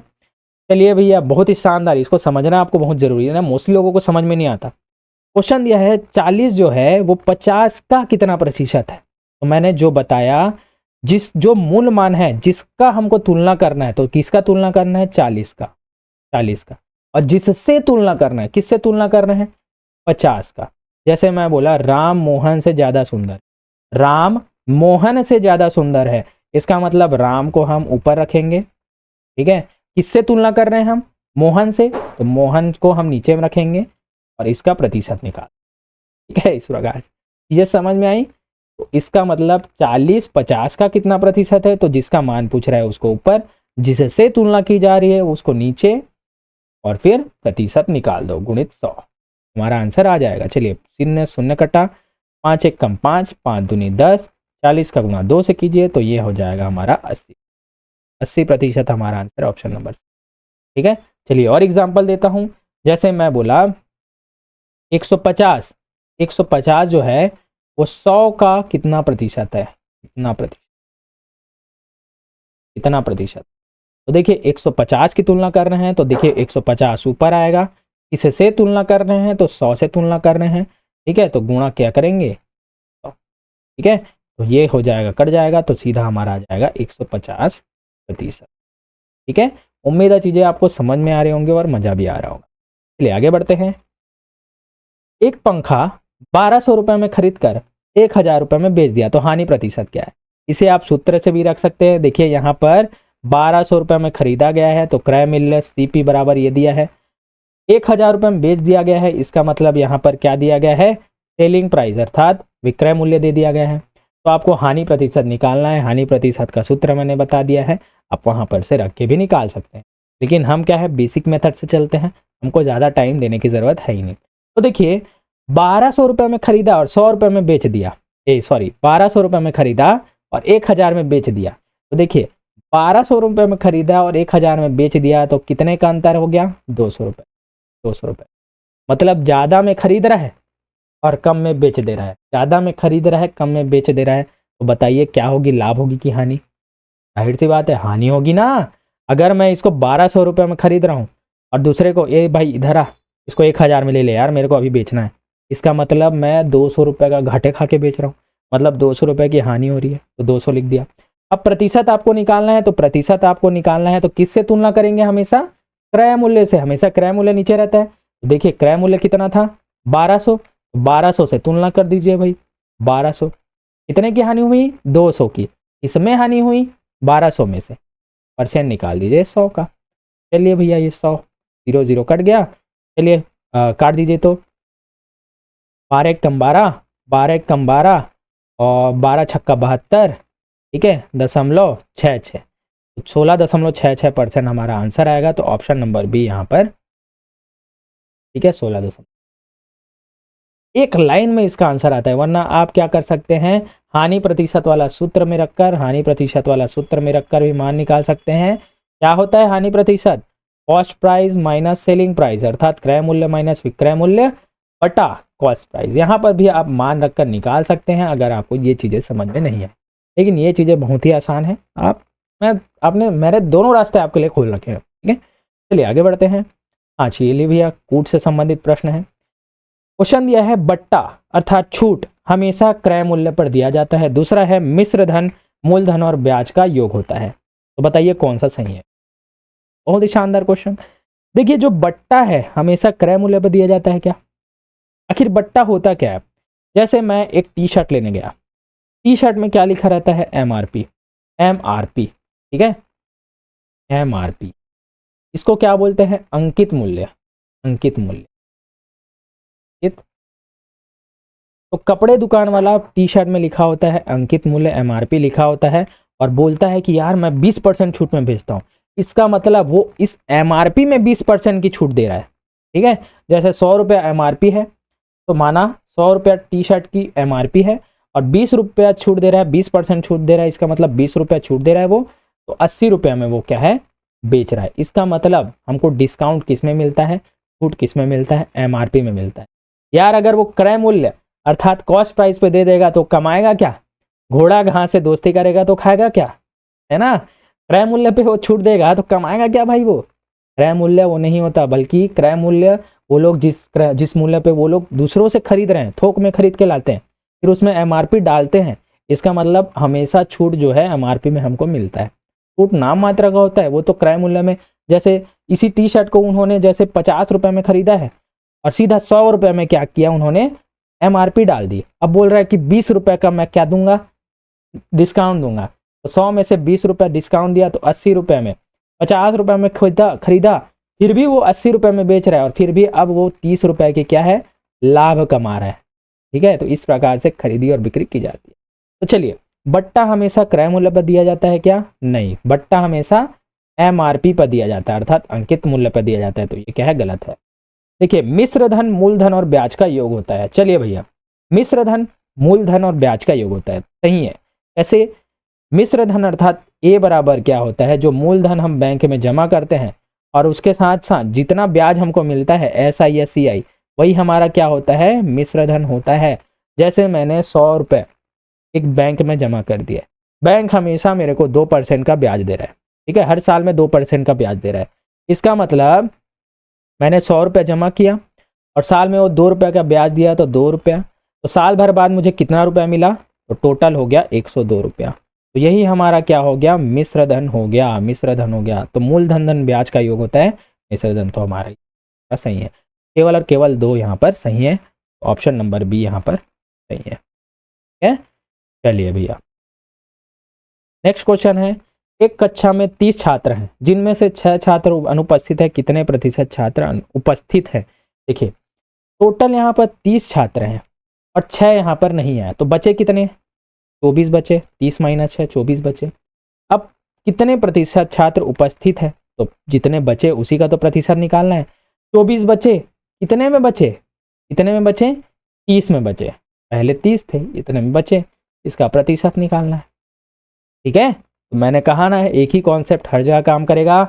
जो कि बचे हैं उसको ऊपर, जिससे तुलना की जाती है उसको नीचे, गुणित 100, हमारा आंसर आ जाएगा। ये शून्य कटा, 3 एक कम 3, 3 अट्ठे 24, तो 8 यहाँ पर क्या है, 8 और गुणा 10 है ना, तो यहाँ पर क्या हो जाएगा, 80। तो 80% हमारा आंसर होगा, तो ऑप्शन नंबर सी यहाँ पर। इसका मतलब 80% छात्र उपस्थित। ठीक है, चीजें समझ में आई है तो मजा आ रहा है तो लाइक करो, ज्यादा से ज्यादा शेयर करो। चलिए आगे बढ़ते हैं। दिया है 4000 की राशि किस साधारण ब्याज की दर पर 2 वर्षों में 4400 हो जाती है? तो देखिए, साधारण ब्याज है, मतलब हर वर्ष वो क्या है, समान होता है। जैसे मैंने किसी रुपए को 100 रुपए को साधारण ब्याज पे दिया, बैंक ने बोला मैं हर वर्ष तेरे को 5% का ब्याज दूंगा, 5% का, हर वर्ष मैंने 5% का ब्याज दूंगा। इसका मतलब मुझे पहले वर्ष में कितना परसेंट का ब्याज मिलेगा, 5% का। दूसरे वर्ष भी कितना बढ़ेगा, 5% का। तीसरे वर्ष भी कितना मिलेगा, 5% का। इसका मतलब ब्याज की दर उसमें समान होती है, जबकि चक्रवृद्धि ब्याज में हमेशा ब्याज की दर बढ़ते चले जाते। ठीक है, तो चलिए भाई, यहाँ पर ये जो है पॉइंट आपको क्लियर होना चाहिए। तो चलिए, बहुत ही ईजी है ये क्वेश्चन। क्या था, कोई भी राशि 4000 में से 4400 हो जा रही, वो भी 2 वर्षों में। इसका मतलब उसको कितने का ब्याज मिला, उसको ब्याज मिला 4400 माइनस 4000 कर दो, तो उसको कितने का ब्याज मिला, 400 रुपए का ब्याज मिला, 400 रुपए का ब्याज मिला। और ये 400 रुपए का ब्याज उसको कितने वर्षों में मिल रहा है, 2 वर्षों में। तो देखिए, 2 वर्ष में उसको 400 रुपए का ब्याज मिला, तो ये बताइए एक वर्ष में उसको कितने का ब्याज मिला, एक वर्ष में उसको 400/2, कितना हो जाएगा, 2 दूनी 4, 200 रुपए का ब्याज मिला कि नहीं? एक वर्ष में उसे 200 रुपए का ब्याज मिला, तो ब्याज की दर क्या होगी, ठीक है, ब्याज की दर। अब हमको क्या है, 200 रुपए मिल गए। ठीक है, तो एक वर्ष में हमको कितना मिल रहा है, 200 रुपए का ब्याज मिल रहा है। अब दर निकालना है, दर निकालना है तो क्या करना है हमको, मैंने बता रखा है, जिसका मान है, मतलब 200 रुपए का मान है, 200 रुपए का ब्याज है, कितने में मिल रहा है भैया, कितने में मिल रहा है हमको, 4000 में मिल रहा है। तो 4000 को हमको क्या करना है, नीचे में रखना है, जिससे तुलना की जाती है उसको नीचे में, गुणित हमको प्रतिशत निकाल देना है, तो 100 से गुणा कर दीजिए, हमारा दर निकल गया। देखिए, ये शून्य दोनों आपस में कट गया, ये शून्य कट गया, ये शून्य कट गया, तो 4 एक कम 4, 4 पंचे 20, अर्थात 5% हमारा आंसर आ जाएगा। तो ऑप्शन नंबर बी यहाँ पर करेक्ट है। तो हमको 5% के दर पर क्या दिया गया था, ब्याज दिया गया था। ठीक है, चलिए आगे बढ़ते हैं। क्वेश्चन है, एक वस्तु को 600 रुपए में बेचने पर 20% का लाभ होता है, तो क्रय मूल्य क्या था? अब देखिए, हमको अभी विक्रय मूल्य दिया है, विक्रय मूल्य SP दिया है, लाभ प्रतिशत दिया है यहाँ पर, लाभ प्रतिशत, लाभ प्रतिशत। अब हमको क्रय मूल्य निकालना है, सीपी हमको निकालना है। तो देखिए आप एक सूत्र है लाभ प्रतिशत वाला, उससे मान रखकर यहाँ पर निकाल सकते हैं। मैं आपको यहाँ पर सूत्र लिख के दे देता हूँ। लाभ प्रतिशत बराबर होता है एसपी अर्थात सेलिंग प्राइस अर्थात विक्रय मूल्य ऋण क्रय मूल्य बटा क्रय मूल्य। यहाँ पर मान रखकर भी बता सकते हैं, लेकिन इसमें बहुत ही लंबा जाएगा, मैं आपको शॉर्ट ट्रिक से बताता हूँ। देखिए पहले अभी क्या दिया है, 600 रुपया, 600 रुपया विक्रय मूल्य दिया है। अब देखिए गुणा 20% का लाभ होता है, तो देखिए लाभ और हानि हमेशा 100% में होती है। 20% का लाभ होता है, इसका मतलब हमको 120% का क्या हो गया, लाभ हो गया। तो 120% को हम क्या लिखते हैं, 120 बटा 100 ये लिखते हैं। देखिए अब लेकिन हमको विक्रय मूल्य से क्रय मूल्य निकालना है, इसका मतलब हम 120 बटा 100 से गुणा ना करके क्या करेंगे, 100 बटा 120 से गुणा, क्योंकि हम अपोजिट जा रहे हैं। इससे पहले क्रय मूल्य से विक्रय मूल्य निकालना होता था, इसलिए हम सीधा गुणा कर देते थे, लेकिन अब विक्रय मूल्य से क्रय मूल्य की ओर जाना है, इसलिए हम उल्टा गुणा करते हैं। हमारा उत्तर आ जाएगा। ठीक है, चलिए ये काट दीजिए, ये कटा ये कटा, 12 एक कम 12, 12 पंचे 60 शून्य है ना, ये कितना हो जाएगा 500 हमारा उत्तर है। तो ऑप्शन नंबर यहाँ पर करेक्ट।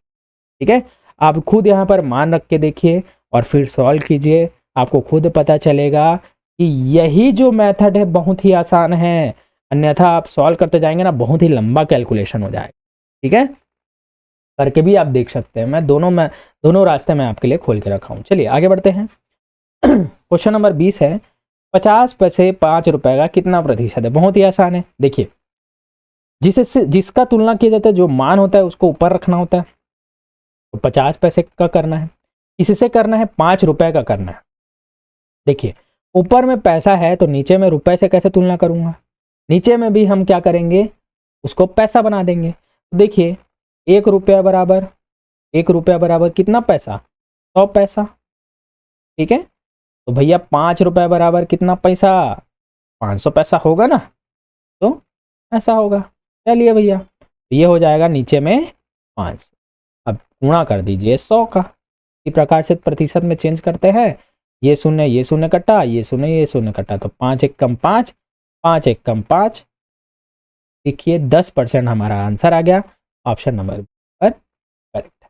ठीक है, चलिए आगे बढ़ते हैं। सही जोड़ी मिलाना है भाई। ठीक है, बहुत ही बढ़िया, आपस में मिलाइए कौन सा सही है। इस प्रकार से भी दिया जाता है, आपका दिमाग घूम जाता है, लेकिन होता बहुत ही ईजी है। देखिए ऑप्शन ए में दिया है क्रय मूल्य दिया है 100, विक्रय मूल्य दिया है 120, मतलब आपने कोई चीज़ 100 रुपये में खरीदा और 120 रुपये में बेच दिया, मतलब कम में खरीदा और ज़्यादा में बेच दिया, तो आपको क्या होगा, लाभ होगा ना। 100 रुपये में खरीद रहा है, 120 रुपये में बेच रहा है, इसका मतलब आपको 20 रुपये का लाभ हो रहा है ना, मतलब 20% का लाभ हो रहा है। प्रतिशत में हम निकाल सकते हैं इसको कैसे, देखिए 20 रुपये का लाभ है तो ऊपर रखिए, इसमें लाभ की गणना करनी है जो क्रय मूल्य है उससे, बटा 100 इंटू ये हो जाएगा 20% का हमको क्या हुआ, लाभ हुआ, ये हो जाएगा ए का। ठीक उसी प्रकार से क्रय मूल्य 100 है और विक्रय मूल्य 80 है, तो देखिए कितने की हानि होगी, 100 रुपये में खरीद रहा है, 80 रुपये में बेच रहा है, तो कितना 20 रुपये की क्या हुई, हानि हुई। अब हानि भी किस में होगी, देखिए लाभ और हानि हमेशा किस में होती है, क्रय मूल्य में ही होती है। क्रय मूल्य को हमेशा नीचे रखना है, बटा क्या हो जाएगा, गुणित 100, ये कट गया, तो 20% की क्या हो गई, हानि हो गई, हानि हो गई, तो ये हो जाएगा। ठीक है, अगर ये बड़ा दिख रहा है तो इस प्रकार से आप देख सकते हैं। ठीक है, चलिए अब देखिए अंकित मूल्य 100 रुपये है और छूट 20 रुपये मिल जा रही है, तो बताइए वो दुकानदार कितने में बेचा होगा उसको। MRP 100 रुपये है, 20 रुपये का छूट दे देता हूँ ऐसे बोल रहा है, इसका मतलब उसने कितने में बेचा होगा, इसका मतलब उसने 80 रुपये में बेचा होगा। 100 ऋण 120 कीजिए तो विक्रय मूल्य हमको 80 रुपये मिल जाएगा। ठीक है, वहीं मूलधन हमको 100 रुपये दिया है, दर हमको 10% दिया है, समय 2 वर्ष दिया है, तो क्या निकालना है हमको, साधारण ब्याज दिखा है यहाँ पर लिख लिया है, यहाँ पर निकालना है P into R into P बटा 100, यहाँ पर करिए मान निकालिए, कितना हो जाएगा 100 गुणित 10 गुणित 2 बटा 100। ठीक है, ये 100 कटा, 10 दूनी 20, यहाँ पर आंसर है, तो यहाँ पर करेक्ट चौथा होगा। इसका मतलब B का 1 होगा, A का 2 होगा, C का 3 होगा और D का 4 होगा। ठीक है, इस प्रकार से क्वेश्चन दिए जाते हैं। चलिए अब नेक्स्ट क्वेश्चन है, नेक्स्ट टाइप है औसत, अनुपात, समय, कार्य और दूरी से प्रश्न। ठीक है, चलिए आपको किसी भी संख्या का औसत निकालना है ना, तो औसत का सूत्र होता है सभी राशियों का योग बटा राशियों की कुल संख्या। तो देखिए योग बटा कुल संख्या, यही क्या होती है, औसत का सूत्र होता है, ये आपको याद रखना है। दूसरा मोस्ट इंपॉर्टेंट, चाल बराबर दूरी बटा समय। तो चाल को लिखते हैं एस से, एस बराबर दूरी को लिखते हैं डी से, और समय को लिखते हैं टी से। तो एस बराबर डी बाई टी याद रख सकते हैं, या तो चाल बराबर दूरी बटा समय तो दिया ही है। ठीक है, अब देखिए यहाँ पर से आप क्या क्या निकाल सकते हैं। देखिए मैं लिख देता हूँ यहाँ पर, चाल बराबर हमको मिल गया है दूरी बटा समय, ये मिल गया है। देखिए अब आपको अगर दूरी निकालना है तो दूरी को लिखिए, ठीक है, दूरी निकालना है तो चाल और समय का क्या हो जाएगा, गुणा हो जाएगा। देखिए इस प्रकार से गुणा हो जाएगा, तो चाल गुणित समय होगा, दूरी बराबर चाल गुणित समय। अब अगर समय निकालना है तो समय को वैसे रखिए, समय को ऊपर ले आइए, समय को इधर ले आइए, चाल को नीचे ले आइए, तो दूरी बटा हमारा क्या हो जाएगा, चाल। इसको आपको याद रखना, इन तीनों सूत्रों को। ठीक है, और ये तीनों सूत्र याद नहीं करने होते, बस हमको समझना होता है। बस हमको एक चीज याद रखनी होती है, चाल बराबर दूरी बटा समय, हमारा सभी सूत्र इसी से बन जाता है। ठीक है, मैं आपको बना के दिखाऊंगा। एक होता है अनुपात समानुपात में, देखिए ये जो है ना, चार में बीच में चार बिंदु, ये समानुपात का चिन्ह होता है। इसका मतलब होता है ए बटा बी बराबर होता है सी बटा होता है। ठीक है, अब इसका तिर्यक गुणा कीजिए तो ए का गुणा डी से तो ए डी हो जाएगा, या फिर तो ए गुणा डी लिख लीजिए बराबर बी का गुणा सी से, तो क्या हो जाएगा, सी का गुणा, यही सूत्र आ गया ना। देखिए इस प्रकार से समानुपात का भी सूत्र होता है। ठीक है, चलिए अब क्वेश्चन में बढ़ते हैं। वीडियो थोड़ा लंबा होगा लेकिन एक ही वीडियो काफ़ी होगा आपका सभी डाउट क्लियर करने के लिए। इसी प्रकार से 5 सेट आने वाले हैं। देखिए मैं आपको पढ़ा सकता हूँ इतना देर तक, इसका मतलब आप भी पढ़ सकते हैं आराम से। ठीक है, तो चलिए 1 2 3 4 5 इसका औसत क्या है, तो औसत बराबर मैंने क्या बताया, योग बटा संख्या। तो सब चलिए भैया सभी का योग कर दीजिए, तो 5 धन 4 धन 3 धन 2 धन 1 कीजिए, तो 5 4 9 9 3 12 12 और 2 14 14 और 1 15, सभी संख्याओं का योग। और सभी संख्याओं की संख्या कितनी है, 1 2 3 4 5, 5 लिख दीजिए भाई। ये 5 एक कम 5 5 दिया 15, तो इनका औसत कितना आ जाएगा, 3, ऑप्शन नंबर डी। अगर देखिए बिना सूत्र के आपको बताना है, और देखिए किसी ऐसी संख्या आपको मिल जाए जो बीच में है, मतलब उसके बगल में भी उतनी संख्या है, उसके अगल में भी उतनी संख्या है, तो जो औसत होती है वो बीच वाली संख्या होती है। तो औसत जो है बीच वाली संख्या होती है। देखिए 3 बीच वाली संख्या है, इसके बाद भी 2 संख्या है, इसके पहले भी 2 संख्या है, इसके बाद भी 2 संख्या है, तो औसत सीधा हमारा 3 औसत आ जाता। तो इस प्रकार से भी हम निकाल सकते थे। ठीक है, चलिए दिया है 4:5 समानुपात 12:x में x का मान क्या है, तो देखिए इस प्रकार से लिख सकते हैं, 4:5 है, समानुपात हो जाएगा 12:x है, तो x का मान हमको निकालना है। ठीक है, तो मैंने बताया इसको कैसे लिखना है, 4/5 फिर समानुपात बराबर लिख देना, तो 12/x इस प्रकार से आप लिख देना। अब देखिए इन दोनों का क्या कीजिए, तिर्यक गुणा कीजिए, तिर्यक गुणा, 4 का गुणा x से कीजिए तो 4x हो जाएगा, 5 का गुणा 12 से कीजिए तो 12 पंचे 60 हो जाएगा। अब x का मान निकालना है तो 60 कीजिए, 4 नीचे में आ जाएगा तो 4 हो जाएगा, ये हो जाएगा 4 एक कम 4, 4 एक कम 4 और 4 पंचे 20, तो x का मान 15 आ गया, तो हमारा आंसर हो जाएगा ऑप्शन नंबर करेक्ट। ठीक है, चलिए आगे देखते हैं। एक ट्रेन 3 घंटे में 180 किलोमीटर की दूरी तय करती है, तो उसकी चाल क्या है। चलिए भैया चाल निकालना है। देखिए यहाँ पर सबसे पहली चीज़ तो यहाँ पर समय दे दिया गया है, समय दे दिया गया है 3 घंटे का। यहाँ पर दूरी दिया गया है 180 किलोमीटर, हमको चाल निकालना है, तो चाल बराबर क्या होता है, एस बराबर डी बाई टी, चाल बराबर दूरी बटा होता है। चाल बराबर निकालना है, दूरी कितना दिया है 180, तो ये होता है 180, समय दिया गया है 3 घंटे, 3 3 एक कम 3 3 छक्का 18 किलोमीटर प्रति घंटा, देखिए किलोमीटर प्रति घंटा में दिया है कि नहीं, ये ऑप्शन आपको चेक कर लेना है। देखिए दिया है तो ऑप्शन नंबर बी करेक्ट है। ठीक है, अगर आपको किलोमीटर प्रति घंटा से मीटर प्रति सेकंड में पूछ दिया जाता, ठीक है, तो आपको क्या करना होता, इसको 5/18 से गुणा करना होता। और फिर हल करना होता, फिर हमको मीटर पर सेकेंड का आंसर मिल गया। लेकिन हमको नहीं पूछा गया है, इसलिए हम आगे नहीं जाएंगे। मैं आगे सारे के सारे डाउट्स आपके क्लियर करूंगा, ठीक है। चलिए आगे बढ़ते हैं।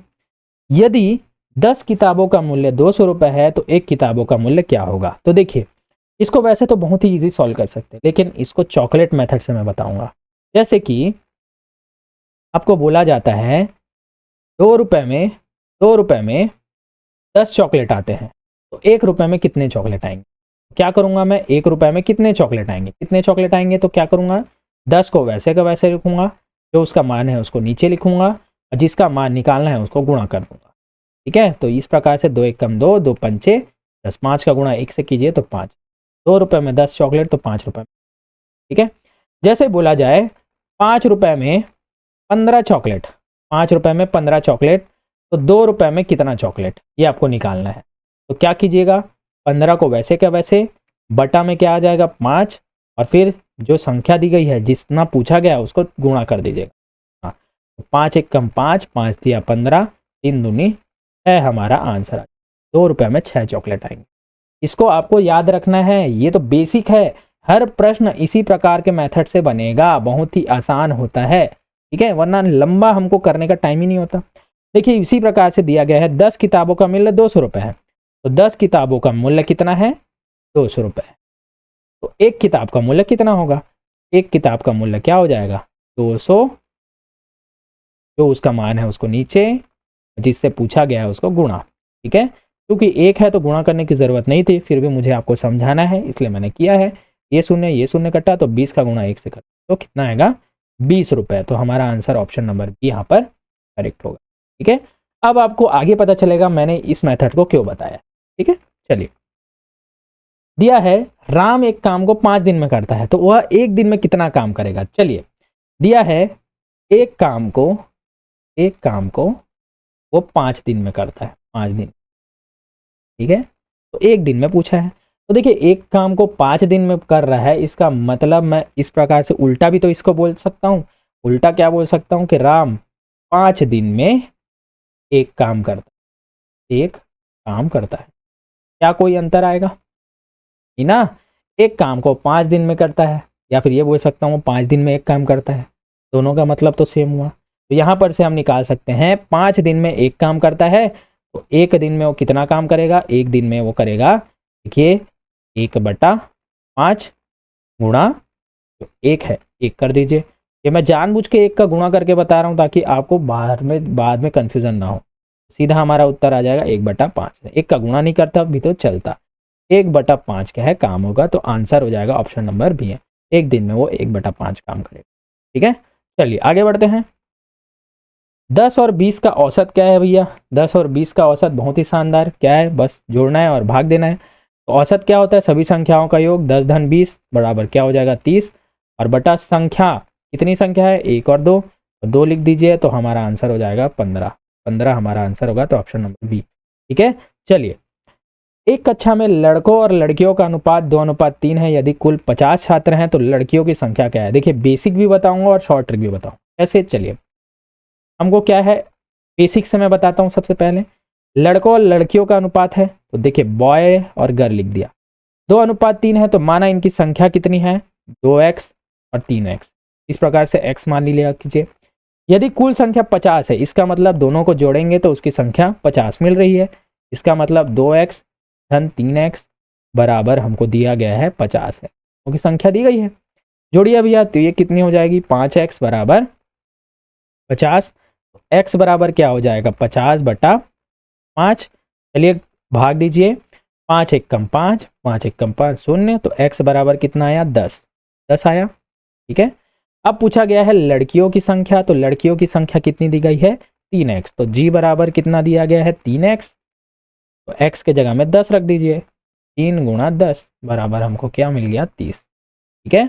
उसी प्रकार से लड़कों की संख्या निकाल सकती थी, कितना 2x है, तो x बराबर क्या रखना है 10, तो 2 गुणा 10 बराबर 50 में से 30 लड़कियां और 20 लड़के, इस प्रकार से आप लंबे फॉर्म में बना सकते हैं। लेकिन हमारे पास इतना टाइम नहीं होता कि हम x मान के चलाएं। तो देखिए सीधा यहाँ पर दिया गया है लड़कों और लड़कियों का अनुपात, बॉय और गर्ल का सीधा दिया गया है रेशियो, 2:3 है।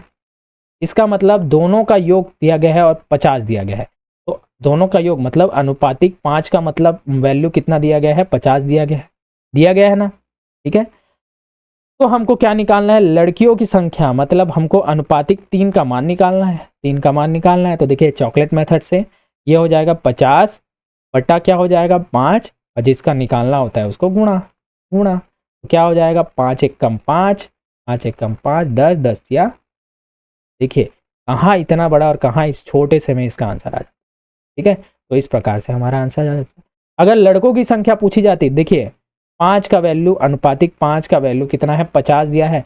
लड़कों की संख्या पूछी जाती तो देखिए 2 का वैल्यू निकालना था, तो अनुपातिक 2 का वैल्यू सीधा हम निकाल सकते थे, 50 बटा 5 गुणा 2। तो ये हो जाएगा 5 एकम 5, 5 एकम 5, 10, तो 20। तो देखिए 20 भी हमारा आंसर आ गया। कुछ भी करना पड़ा क्या, नहीं, इसलिए चॉकलेट मेथड मैंने स्टार्टिंग से ही बता दिया है। तो देखिए बेसिक भी मैंने बताया है और इस मेथड से भी बताया है, जो आपको आसान लगे आप बना लीजिए, बार बार प्रैक्टिस कीजिए, आपका आंसर आ जाएगा, ठीक है। चलिए क्वेश्चन नंबर 29 है, नीचे दिए गए कथनों पर विचार कीजिए। ऑप्शन है पहला, औसत हमेशा दी गई संख्याओं में से एक होता है। दूसरा, दूरी बराबर चाल बटा समय। तो देखिए पहला को अगर हम देखें तो औसत हमेशा दी गई संख्याओं में से एक होता है, ऐसा है क्या, ऐसा है क्या, नहीं। देखिए जैसे मैंने एग्जांपल लिया, 1 और 2 का औसत निकालिए, औसत निकालिए इन दोनों का, तो भैया संख्याओं का जोड़ बटा संख्याओं की संख्या, संख्याओं की संख्या कितनी है 2, कितना हो जाएगा 3 बटा, तो ये हो जाएगा 1.5। तो बताइए 1 और 2 में से 1/5, 1.5 कहीं पर है क्या, नहीं है ना। तो ये जो है सरासर गलत है कि हमेशा दी गई संख्या में से एक होता है। देखिए ये दी गई संख्या तो 1 और 2 थी, इनका औसत 1.5 है, मतलब अलग आया, तो इसलिए ये जो है गलत हो जाए। दूसरा दिया है दूरी बराबर चाल बटा समय। देखिए एक सूत्र हमको पता है, चाल बराबर क्या होता है, चाल बराबर दूरी बटा समय, ये तो मैंने बता दिया है ना, बता दिया है। दूरी निकालना है तो दूरी को वहीं वहीं रहने दो, दूरी बराबर क्या हो जाएगा, चाल और समय को गुणा कर दो, चाल गुणा समय, ये होगा। इसलिए हमारा ये जो सूत्र है ये गलत हो जाएगा, ये वाला सूत्र हमारा आना चाहिए था, तो ये भी गलत है। तो देखिए दोनों सही नहीं है, तो ऑप्शन नंबर डी यहाँ पर करेक्ट होगा, ठीक है। चलिए आगे बढ़ते हैं। क्वेश्चन नंबर 30 है, एक व्यक्ति 10 किलोमीटर प्रति घंटा की चाल से 2 घंटे चलता है, तो उसने कितनी दूरी तय की। तो देखिए यहाँ पर दिया गया है 10 किलोमीटर प्रति घंटा की चाल से, तो चाल यहाँ पर दिया गया है 10 किलोमीटर प्रति घंटा, और यहाँ पर समय दिया गया है 2 घंटे, तो यहाँ पर समय दिया गया है, तो हमको क्या निकालना है, दूरी निकालना है। तो दूरी निकालना है भैया, तो एक सूत्र हमको पता है, एस बराबर डी बाई टी होता है, डी बाई टी होता है, चाल बराबर दूरी बटा समय, तो दूरी निकालना है, दूरी निकालना है तो क्या हो जाएगा एस इंटू टी, मतलब चाल गुणित समय। चलिए भैया चाल हमको दिया गया है 10 किलोमीटर प्रति घंटा, समय हमको दिया गया है 2 घंटा, हमारा आंसर आ जाएगा 20 घंटा, हमारा आंसर आएगा। ऑप्शन नंबर डी यहाँ पर करेक्ट होगा, ठीक है। उम्मीद है चीज़ें आपको समझ में आ रही होंगी। चलिए अब नेक्स्ट देखते हैं, क्षेत्रमिति और ज्यामिति से इससे भी प्रश्न बनते हैं, मेंसुरेशन है ना, एंड ज्योमेट्री। महत्वपूर्ण सूत्र मैं आपको बता देता हूँ। चलिए वर्ग का क्षेत्रफल, देखिए ये वर्ग है, ठीक है। इसकी क्या खास बात होती है, सभी भुजाएं बराबर होती है। हमेशा मैं भुजा को क्या लूंगा, ए से डिनोट करूँ, भुजा बराबर ए। देखिए अगर ये भुजा ए है तो ये भी ए होगी, ये भी ए होगी, ये भी होगी, ठीक है। तो क्षेत्रफल का सूत्र होता है भुजा का वर्ग, मतलब ए का वर्ग, ये सूत्र होता है। वहीं अगर मैं वर्ग का परिमाप लूँ, परिमाप, परिमाप का मतलब आप किसी भी चीज में लिखिए, किसी भी आकृति में लिखिए, परिमाप का मतलब होता है सभी भुजाओं का योग, सभी भुजाओं का योग, मतलब ए ए ए ए, चारों ए को हम जोड़ेंगे तो हमारा उत्तर आ जाएगा 4a। तो इसलिए वर्ग का परिमाप कितना हो जाएगा 4a, ठीक है। चलिए अब आयत का यहाँ पर परिमाप दिया है, आयत का परिमाप दिया है, ठीक है। तो ये होती है लंबाई, ये होती है चौड़ाई, लंबाई को L से, चौड़ाई को मैंने B से दर्शाया। देखिए यहाँ पर आयत का परिमाप दिया गया है, तो परिमाप कितना होता है 2 गुणित लंबाई धन चौड़ाई। अब ये सूत्र कैसे आया भैया, फिर भी मैं आपको बता देता हूँ क्या होता है। परिमाप का मतलब होता है सभी भुजाओं का योग, तो अगर ये L है तो इसके सामने वाली भी L होगी, ये B है तो इसके सामने वाला भी B होगी, क्योंकि आयत के आमने सामने की भुजा क्या होती है, बराबर होती है। परिमाप का मतलब मैंने बोला सभी भुजाओं का योग, मतलब L plus B plus L plus b. इसका मतलब एल और एल को जोड़ेंगे तो 2l प्लस बी और बी को जोड़ेंगे तो कितना आएगा 2b। दोनों में से कॉमन क्या निकला l 2 निकला, l प्लस यही तो आया 2 गुणा लंबाई धन चौड़ाई, 2 गुणा लंबाई धन चौड़ाई। देखिए कहीं भी सूत्र को हमको याद करने की जरूरत पड़ी क्या, ये परिमाप का सूत्र हो गया। वही आयत का क्षेत्रफल, क्षेत्रफल आपको याद रखना है, क्षेत्रफल होता है लंबाई गुणित चौड़ाई, भी आपको याद रखना है। तो आयत का क्षेत्रफल होता है लंबाई गुणित चौड़ाई, मतलब इन दोनों भुजाओं को क्या है गुणा कर दे, ये क्षेत्रफल निकल जाएगा। अब वृत्त की परिधि दी गई है, चलिए भैया ये वृत्त है, ठीक है, इसकी परिधि दी गई है, कितना होता है 2 पाई आर होता है, मतलब ये पूरा चारों ओर का एरिया 2 पाई आर होता है, ये दे दिया गया है, ठीक है। अब देखिए यहाँ से केंद्र से हम यहाँ तक की दूरी, सतह तक की दूरी लेंगे तो ये होती है आर, ठीक है। और देखिए केंद्र से एक सतह से लेकर दूसरे सतह तक ये जो दूरी है ये क्या हो जाएगी 2r। देखिए ये आधा भी r, r और r 2r। तो देखिए ये जो केंद्र से जोकर जा रहा है, जो लाइन जा रहा है वो क्या होता है व्यास होता है, व्यास, ठीक है। तो व्यास बराबर होता है 2 गुणित त्रिज्या, 2 गुणित त्रिज्या ये होती है, मतलब व्यास जो होता है त्रिज्या का 2 गुना होता है। तो व्यास को हम d से दर्शाते हैं, तो 2 गुणित त्रिज्या को हम दर्शाते हैं r से, तो d बराबर 2r, ये भी आपको याद रखना है। तो व्यास जो होता है त्रिज्या का 2 गुना होता है, ये आपको याद रखना है। फिर देखते हैं त्रिभुज के तीनों कोणों का योग 180 अंश होता है, ये तो आपको रट लेना है। त्रिभुज के तीनों कोणों का योग, ठीक है, त्रिभुज है इसमें तीनों कोणों का योग कितना होता है 180 अंश होता है। घन का आयतन, तो घन का आयतन होता है भुजा का क्यूब, मतलब a का क्यूब आपको याद रखना है, घन का आयतन ये सूत्र होता है, ठीक है। इन सूत्र से प्रश्न बनते हैं। चलिए अब आगे प्रश्न करते हैं हम सीधे, ठीक है। हर प्रैक्टिस सेट में मैं नए नए प्रश्न लाऊंगा, नए नए फॉर्मूले से प्रश्न लाऊंगा, ठीक है। तो हमको पांचों प्रैक्टिस सेट देखना है। पांचों प्रैक्टिस सेट मैं तब लाऊंगा जब आपको ये प्रैक्टिस सेट पसंद आया हो, और मैं कब समझूंगा कि आपको पसंद आया है, जब आप इसको ज़्यादा से ज़्यादा शेयर करेंगे, लाइक करेंगे और कमेंट करेंगे, और कमेंट में लिखेंगे यस हमें आगे भी, और मज़ा आ गया तो ज़रूर लिखेगा अगर आपको मज़ा आया हो, ठीक है। दिया है एक वर्ग का परिमाप 20 सेंटीमीटर है, उसकी भुजा क्या होगी।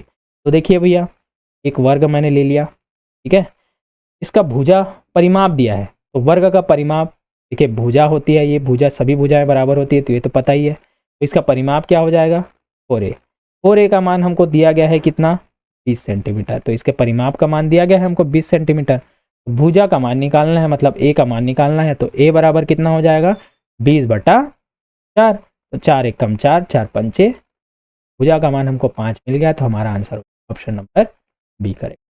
लिए एक आयत की लंबाई 10 मीटर और चौड़ाई 5 मीटर है, तो उसका क्षेत्रफल क्या होगा। देखिए ये आयत दिया गया है जिसके आमने सामने की भुजा बराबर होती है, लंबाई बराबर दिया गया है 10 मीटर, चौड़ाई b बराबर कितना दिया है 5 मीटर, तो उसका क्षेत्रफल क्या होगा। तो क्षेत्रफल बराबर सूत्र मैंने क्या बताया, आयत का लंबाई गुणित चौड़ाई, अर्थात लंबाई गुणित चौड़ाई, l इंटू बी। l दिया है 10, b दिया है 5, तो हमारा आंसर आ जाएगा 10 दूनी 10 पंचे 50, तो ऑप्शन नंबर सी यहाँ पर करेक्ट होगा, ठीक है। चलिए आगे बढ़ते हैं। एक वृत्त का व्यास 14 सेंटीमीटर है, उसकी त्रिज्या क्या होगी। देखिए एक वृत्त है, ठीक है, का केंद्र है, यह उसका पूरा का पूरा व्यास है, इसका मान दिया है 14 सेंटीमीटर, ठीक है। तो उसकी त्रिज्या मतलब यहाँ तक का मान निकालना है, ये होता है r। मैंने क्या बताया व्यास बराबर 2 गुणित त्रिज्या होती है, ठीक है, मतलब व्यास जो है त्रिज्या का दुगुना होता है। इसका मतलब क्या हो गया, त्रिज्या जो है व्यास की आधी होगी कि नहीं, व्यास की आधी होगी कि नहीं, होगी, ठीक है। जब व्यास बराबर 2 गुणित त्रिज्या है ना, त्रिज्या का 2 गुना है, तो ये भी तो बोल सकते हैं त्रिज्या जो है व्यास की आधी होगी, ये सूत्र से। चलिए भैया व्यास हमको दिया है कितना 14/2, 2 सत्ते 14, तो r बराबर 7 हमारा आंसर है, तो ऑप्शन नंबर ए यहाँ पर करेक्ट होगा। कुछ था क्या इसमें, ठीक है। चलिए एक समकोण त्रिभुज का एक कोण 90 अंश का होता है, तो अन्य दो कोण क्या होंगे। तो देखिए समकोण त्रिभुज अगर एक कोण या 90 अंश दे दिया गया है, तो अन्य दो कोण हमको क्या मिलेंगे 45 के मिलेंगे। क्यों, देखिए एक समकोण दिखिए ये 90 अंश का दे दिया है, तो देखिए त्रिभुज के तीनों कोणों का योग 180 अंश होता है, एक कोण तो 90 अंश दे दिया है, तो अन्य दो कोण कौन कौन से होंगे 45 और 45 होंगे, तभी तो तीनों का कोणों का योग कितना होगा, 180 अंश होगा। तो अन्य दो कोणों का योग बोला है, तो 45 और 45 को जोड़ेंगे, 45 धन 45 बराबर कितना होगा, 90 अंश। ठीक है, तो यही हमारा आंसर होगा।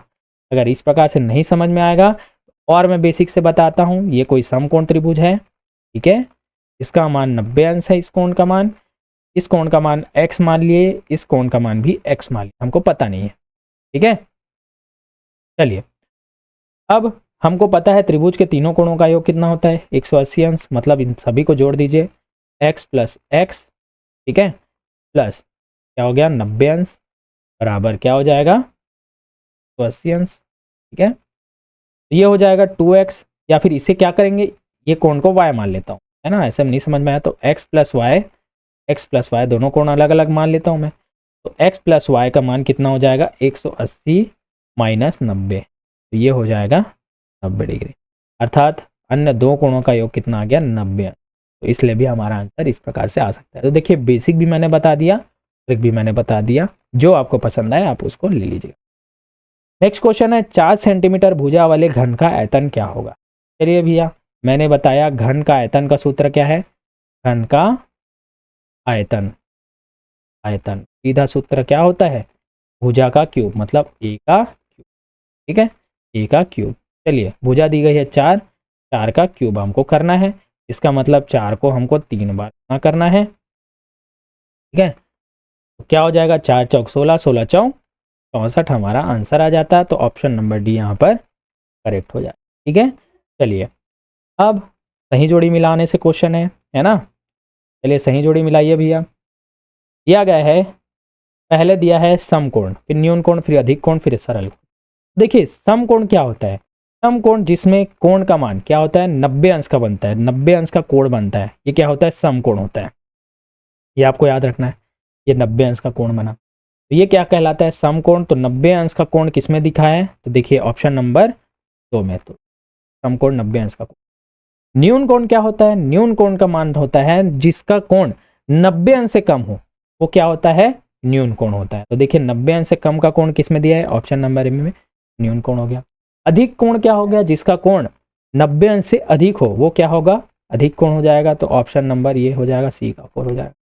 सरल कोण, देखिए सरल कोण, सरल रेखा में बड़ा कोण मैंने बता रखा है, ये जो कोण है ये कितने का बनता है, 180 अंश का। तो ये जो है ये 180 अंश का कोण बनता है, इसलिए सरल कोण का मान क्या होता है, 180 अंश होता है। ये आपको याद रखना, यहाँ से प्रश्न बनते हैं। ठीक है, तो देखिए कौन सा सही होगा ये आपको बताना है। तो देखिए पहला ए का दूसरा किस में है, बी में है और डी में है, तो सी और ए तो नहीं होंगे, ठीक है, नहीं होंगे। फिर है बी का वन किस में है, तो देखिए बी में दिया है तो सीधा यही हो जाएगा आंसर। सी का 4 है क्या, सी का 4 भी दिया है और डी का 3 भी दिया है, तो इसलिए हमारा बी आंसर करेक्ट होगा। ठीक है, चलिए आगे बढ़ते हैं। 5 मीटर में कितने सेंटीमीटर होते हैं, तो सबसे पहले ये बताइए 1 मीटर में कितने सेंटीमीटर, 1 मीटर में 100 सेंटीमीटर, तो 5 मीटर में कितना हो जाएगा, 5 मीटर में 500 सेंटीमीटर। ठीक है, तो हमारा आंसर हो जाएगा ऑप्शन नंबर बी करेक्ट होता। चलिए आगे बढ़ते हैं।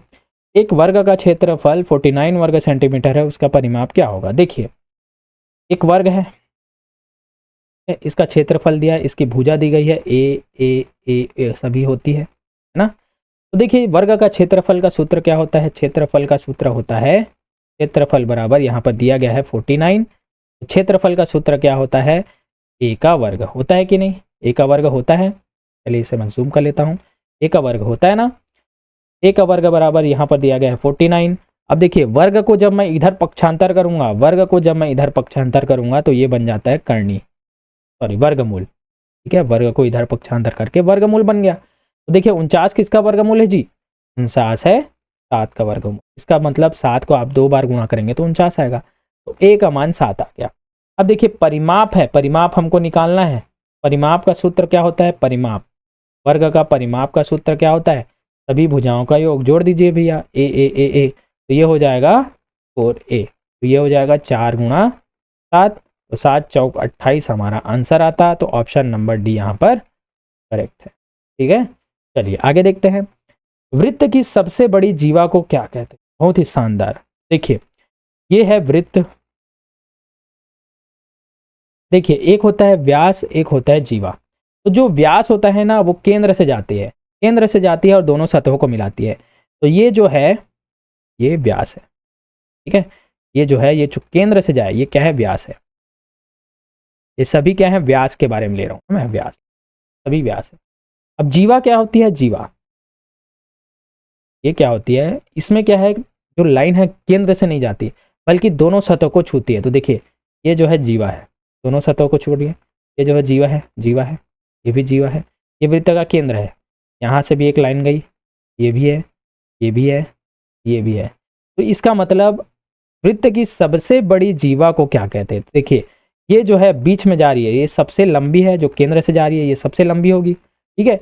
ये सबसे लंबी है, लेकिन जो केंद्र से जाती है उसको क्या बोलते हैं, मैंने क्या बताया, व्यास बोलते हैं। तो इसीलिए वृत्त की सबसे बड़ी जीवा को क्या बोलते हैं, व्यास बोलते हैं। तो ये व्यास है ना, जो केंद्र से जाता है वो व्यास है, मैंने बता रखा है जो केंद्र से जाता है वो व्यास है। तो यहाँ पर केंद्र से जा रहा है, ये तो जीवा है, लेकिन साथ ही साथ ये व्यास भी है, क्या कि केंद्र से जा रहा है। तो इसलिए वृत्त की सबसे बड़ी जीवा को क्या बोलते हैं, व्यास बोलते हैं। तो ऑप्शन नंबर बी यहाँ पर करेक्ट है, ठीक है। ये आपको याद रखना है। चलिए आगे बढ़ते हैं।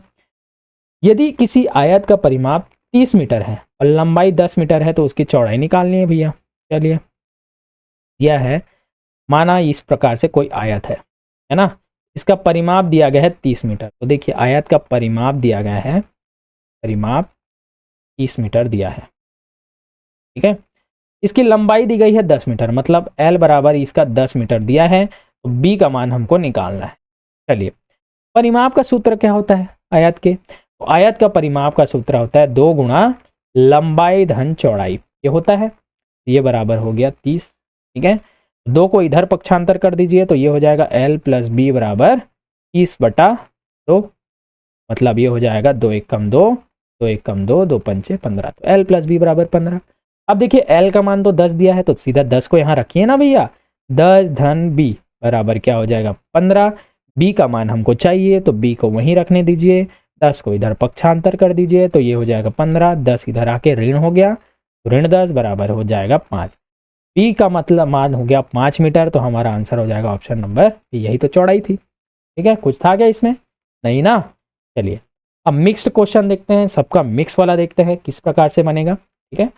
तो दिया है 3x बराबर 18, तो x माइनस 1 का मान क्या है, तो देखिए 3x बराबर 18 है, तो x बराबर क्या हो जाएगा 18/3, 3 नीचे आ जाएगा, 3 1 कम 3, 3 छक्का 18। अब देखिए x माइनस 1 का मान निकालना है, x माइनस 1 का मान निकालना है, तो x का मान 6 हमने निकाल लिया है, तो 6 ऋण 1, हमारा आंसर आ जाएगा 5, हमारा आंसर होगा। तो ऑप्शन नंबर ए यहाँ पर करेक्ट होगा।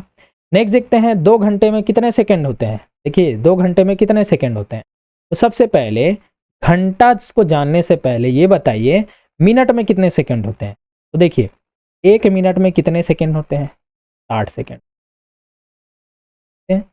तो भैया 60 मिनट में कितने सेकंड होते हैं, 60 मिनट में कितने सेकंड होंगे, 60 मिनट में 60 गुणित क्या करेंगे 60 करेंगे, तो यही हमारा क्या हो जाएगा 60 मिनट में सेकंड होगा। 6 छक्का 36, 2 शून्य लगा देंगे, 3600 क्या आ गया। 60 मिनट बराबर क्या होता है 1 घंटा, 1 घंटा बराबर इसको ही हम लिख सकते हैं 3600 सेकेंड। आ गया। देखिए भैया 1 घंटा बराबर 3600 सेकेंड, तो 2 घंटा बराबर कितना आएगा, 2 घंटा बराबर 3600 हाँ 2 कर दीजिए, तो 36 दूरी कितना आएगा 7200, 7200 क्या है एंड हमारा आंसर आएगा ऑप्शन नंबर सी यहाँ पर करेक्ट। इस प्रकार से आपको निकालना होता है, बस आपको बेसिक समझ में आना चाहिए, सारी चीज़ें आपकी बनते चले जाएंगी। नेक्स्ट देखते हैं 1 दर्जन किलो का मूल्य 48 है, तो 3 किलो का मूल्य क्या होगा, चॉकलेट वाला मेथड। तो देखिए 1 दर्जन बराबर कितना होता है, 1 दर्जन बराबर 12 होता है, इतना तो आपको पता है। देखिए 12 किलो का मूल्य कितना दिया गया है 48 दिया गया है, तो 3 किलो का मूल्य हमको निकालना है, तो 3 किलो का मूल्य क्या हो जाएगा 48, तो 12 है वो नीचे चॉकलेट वाला मेथड, और फिर जिसको निकालना है उसको गुणा कर दीजिए। अब समझ में आया मैंने उस मेथड को क्यों बताया था, क्योंकि ये हर जगह काम आता है। तो ये हो जाएगा 3 1 कम 3, 3 चौक 12, फिर 4 से जाएगा 4 1 कम 4, 4 दूनी 12 हो जाएगा हमारा आंसर। 3 केले का मूल्य 12 रुपए होगा, तो ऑप्शन नंबर सी यहाँ पर करेक्ट होगा। ठीक है, चलिए आगे बढ़ते हैं। यह है एक त्रिभुज की भुजा, तो जूम करते हैं। एक त्रिभुज की भुजाएं 3 सेंटीमीटर, 4 सेंटीमीटर और 5 सेंटीमीटर हैं, तो इसका परिमाप क्या है? तो देखिए ये जो त्रिभुज है ना, इनकी भुजाओं का मान दिया गया है कितना, 3, 4, 5 इस प्रकार से दिया गया है, तो इसका परिमाप क्या होता है? तो दोस्तों यहाँ पर कहीं भी सूत्र आपको समझने की जरूरत नहीं है, बस आपको ये समझना है कि परिमाप आखिर होता क्या है। परिमाप का मतलब होता है सभी भुजाओं का योग, सभी भुजाओं का योग इन द सेंस 3 धन 4 धन 5, हमारा यही तो परिमाप होगा। 3 धन 4 मतलब 7, 7 5 12, ये हमारा आंसर होगा, तो ऑप्शन नंबर सी यहाँ पर करेक्ट होगा। ठीक है, तो इस प्रकार से हमको सभी चीज़ों में सूत्र की जरूरत नहीं होती, बस हमारा कॉन्सेप्ट क्लियर होना चाहिए। चलिए आगे देखते हैं, 25 का वर्ग क्या है? इसका आंसर आप दे सकते हैं, आंसर दीजिए भैया। 25 को 2 बार गुणा कीजिए, ये भी मैं बताऊंगा। ये क्वेश्चन आता है 100 का 0% कितना है? मोस्टली लोग 100 मार के आते हैं, ठीक है, लेकिन कैसे होगा यार? देखिए 100 है गुणा इसका 0% निकालना है, तो 0 हम क्या करेंगे, 100 करेंगे, ये 100 और 100 कट जाएगा, तो सीधा 0 ही तो आएगा, इसलिए हमारा आंसर होगा ऑप्शन नंबर ए।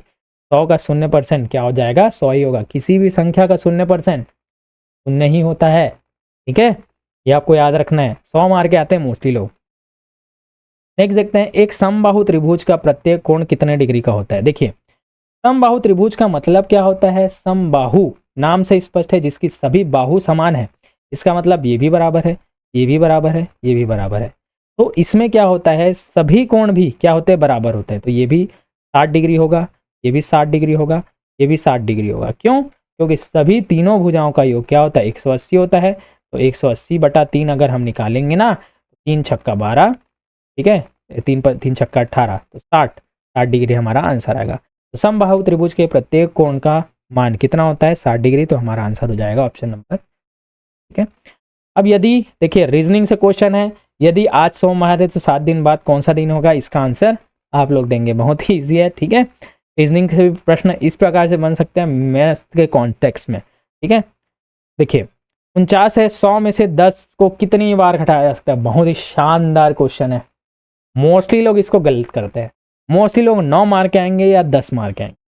ठीक है, अभी भी आप बनाइए तो वही चीज़ें दिखेंगी, या तो 9 या तो 10।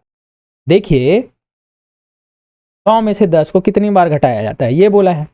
इसका मतलब जो संख्या 100 है ना, इसमें से जब मैं 10 को घटाऊंगा तो नई संख्या हमको कितनी मिल गई?